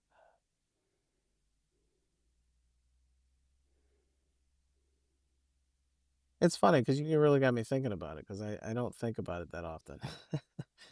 But people do tell me that's, they've told me what you just said. So if I were to just analyze it, but where does it actually come from? I am thinking inside, how can I use the least moment to do what I'm trying to do, to execute what I'm doing? No, the least movement. How can I, move the least in order to still get this execution and still get this musical idea across, this sound? Because it doesn't matter how much you move. That's not where the sound of the instrument comes from. Same with, with Ron Carter talking about the bass. And he's like, you can hold it like this, you can hold it like this, you can hold it like this. It doesn't matter. The note is still going to come out the same. The note doesn't come from how you hold the neck. It comes from how you play it. And it's going to come out the same each time. So with drums, it doesn't matter how much you're moving around, how much you're dancing, how much sweat you're, dripping, how much you're breathing, how much you're getting a loud sound out of a drum kit or a full powered sound out of, like, out of a tom-tom or out of a snare. It comes from the energy that you're putting through your arm and through your hand into the stick, into the drum. You're hitting it at the right angle. You're hitting it with the right, power and the right intensity and in the right place to evoke a louder or softer sound. And that doesn't come from moving a lot. So I just think it looks, I don't know if I think about how it looks that much. I think mostly about conserving energy though. And mostly about like, I also don't want to sweat that much. So on the bandstand, Yeah. So if I could use certain movements to evoke the same feeling, if I could use less movements, that's the key. So that's kind of, I think that's where that comes from the most. And then the other percentage is really just like being influenced by other people that I saw growing up, even when you see like Jack DeJohnette play, like you see he's really going in and he's playing a lot, but there's still something very like relaxed about it when he's high intensity mode. I mean, he's going for it, like, but it's still so, like, Yeah, his but also the body's way not moving. he sits there. Yeah, Yeah, it's always natural how he sits. it's so natural. It's never like Yeah, and he's know. never just, it's never, and he's Yeah. never tense, and it's Yeah. always just very, That's it. like, relaxed. Tony was the same way, like, he might move around the kit to get around the kit because he had a big one, but if he was just playing, it's all very, his body is like this, you know? Yeah. Elvin is kind of the same way, Roy might move around a little bit, but that's just because he had style, I think that had more to do with, like, with him just kind of dancing around. Yeah. But at this point, it's a very natural thing. And I try not to think about it too much, but I do want to feel, I don't want to overexert myself, but I don't want to use any, like, wasted movements. I see some guys play, or some people play, and there's so many wasted movements with no, with, like, no outcome. Yeah, there's no payoff. And I just say, for what? What is that for? Is it for you? Is it for other people? Is it the theatrics of, because you can? And there's no shade on cats who, if that's their true expression. I'm not trying to, not trying to, like, take away from your grooving out on your own stuff. But for me personally, I just don't like to use a lot of movements that aren't going to make any impact or actually make any, like, there's no execution on the other side of it. Yeah, that makes sense. Yeah. But also with that comes another form of that outcome, is the clarity that we get from what you play. Like, I think it's connected also. Clarity of having an idea and then executing it with the energy that's needed for that, I mean, I think about that often too. It's everything is clarity to me. I think about everything in that way, and I was taught to think of things in that way, from my dad to studying with this great world percussionist by the name of Tom Teasley that I studied back in DC with. And Tom was able to, we explored the whole orchestral side of percussion, and everything between him and my dad at that time was about clarity. And then when I joined Wallace, he was talking about the same thing. I just noticed that all these people I respected and got to study with, one of the common, subjects that came up, or the common tools, was clarity. Thinking about clarity, using clarity. It's not using clarity, striving for clarity, and what gets you to that point. I remember studying with Terry Lynn Carrington at Berkeley for a short period, and she said the same thing. She thinks about clarity, and all my favorite drummers. What did she say? Well, we were talking about, specifically, I think we were talking about, like, playing fills and playing, like, grooves, and she just was talking about, like, I'd like to hear the clarity within the groove.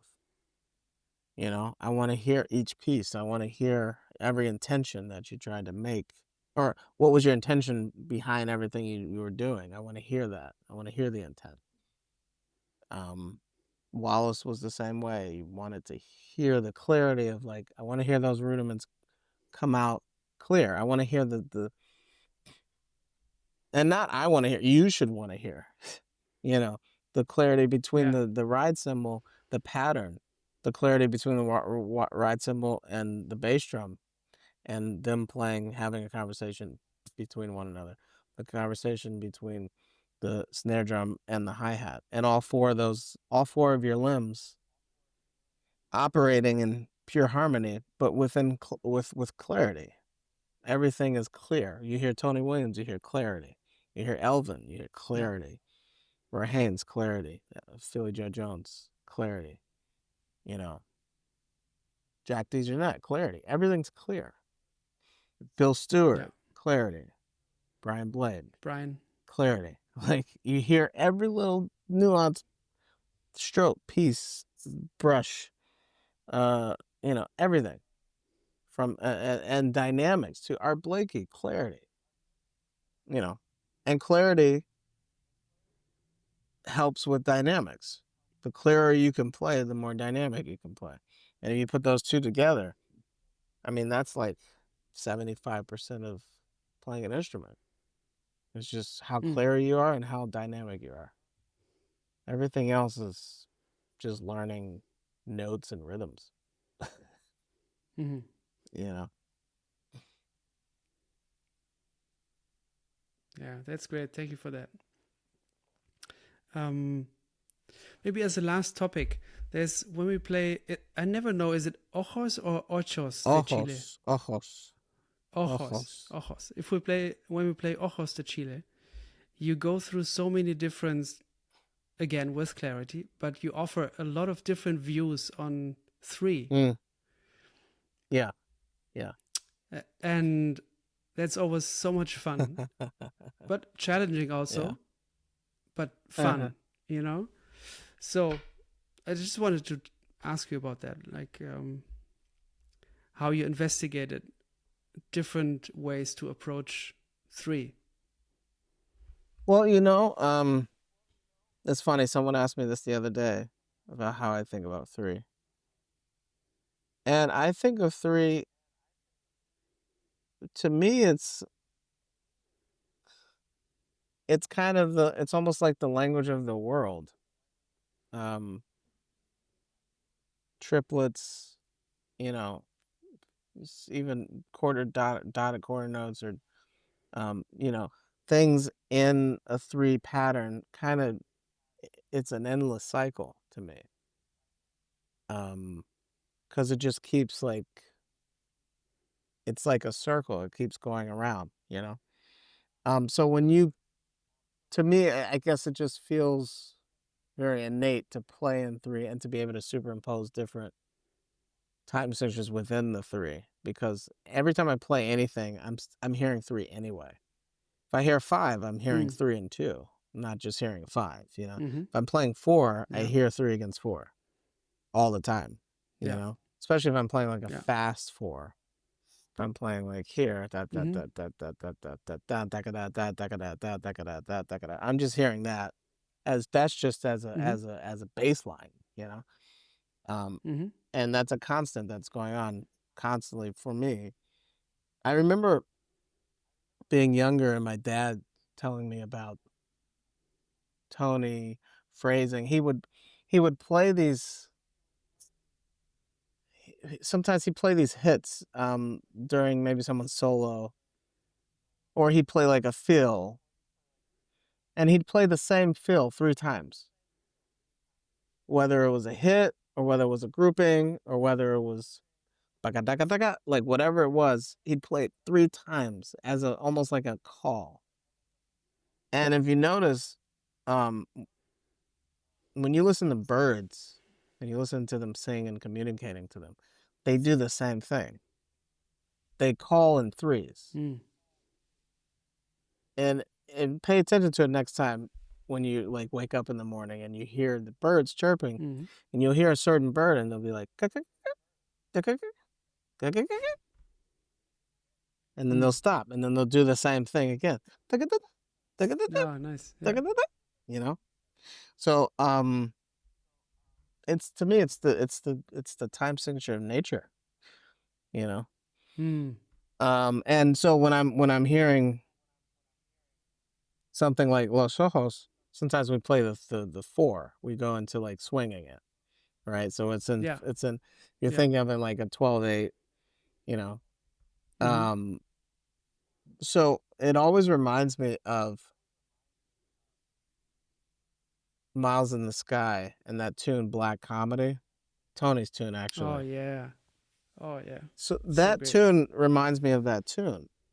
How we do Mhm. that, and then how you go back to the 12/8, and you're going in Yeah. between swing and 12/8, you know, and the way Tony plays on that is kind of how I'm thinking about the tune, you know. So there's always that ka ka ka ka ka ka ka ka ka ka ka ka ka ka. That's always just like swimming around, no matter if we're playing Mm. halftime or if we're playing the swing or if we're breaking or if we're playing hits. Like it's all just one big, you know. I'm hearing all those like eighth notes, but it's a one big three. So you can play so much Mhm. within the big three. You can subdivide it however you want. Yeah. And I try to think of it as I think of almost everything as halftime because you can Mm. get more, you fill up more space that way.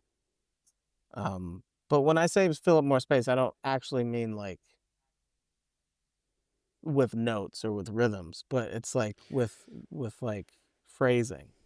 The structure of how The you look at it structure, also. yeah, it just there's more space inside. So there's more to work with. Yeah. Even if it's Yeah. going super fast, you can just it's almost like your brain slows down. You're slowing down real time. Mhm. And that's how I think about three in general. That's how I think about that song for sure. But, you know, Hmm. everything is in three. Basically. Even when it's not, it's in there somewhere, Mhm. you know. Tell me one record that you have listened to much more than others. In I mean, general, other like records. Yeah, just one record. And I don't want to ask you about your favorite record because sometimes when we get asked that question, it's hard to answer because you always feel like you're leaving something I out. can, But you if know you what's think funny about the though? record that you have listened to a lot, I can answer both. I can do because I know most people say like, well, I don't have a favorite record. How can you possibly have a favorite record? But I yeah. technically kind of do. Hmm. And that's the like if I had to, if someone put a gun in my head and they were like, you can't listen to anything ever again. Yeah. It would be. Should we say it together? I think we know what it is, don't we? It's the live concert. It's Miles Davis live Hmm. concert at Lincoln Center in 1964. Yeah. That is Hmm. the best record ever made. You know, Hmm. the sound quality, the music, the Hmm. playing, the tune choice. Hmm. Again, do I have amazing records that are on that list of like, you know, desert record lists or, you know, but that's got to be the one that I probably listened to the most and Yeah. enjoyed every second of it. Yes. Um, Yes. and then a close second would be Coltrane Sound. Nice. Yeah. Beautiful. And I got both of those records when I was 10 for my birthday. Hmm. And then I just couldn't stop listening to them. Yeah. Man, I can't wait to play again. It's with gonna you. be fun, man. We got it Yeah. pretty soon too. It's nice. It's very soon. Yeah. And thanks for taking the time to talk to me and be part of this. This is really means a lot to me to have you. Likewise, man. It in means so this much for you series, to man. think of me for this and to, you know, it's really fun to talk to you about this stuff, you know, because you really go down the right path, right pathways of, you know, of what I've been through. So it's like nice to kind of reminisce and also think about things I never really thought about that much. Mm. So I appreciate it. Thank you.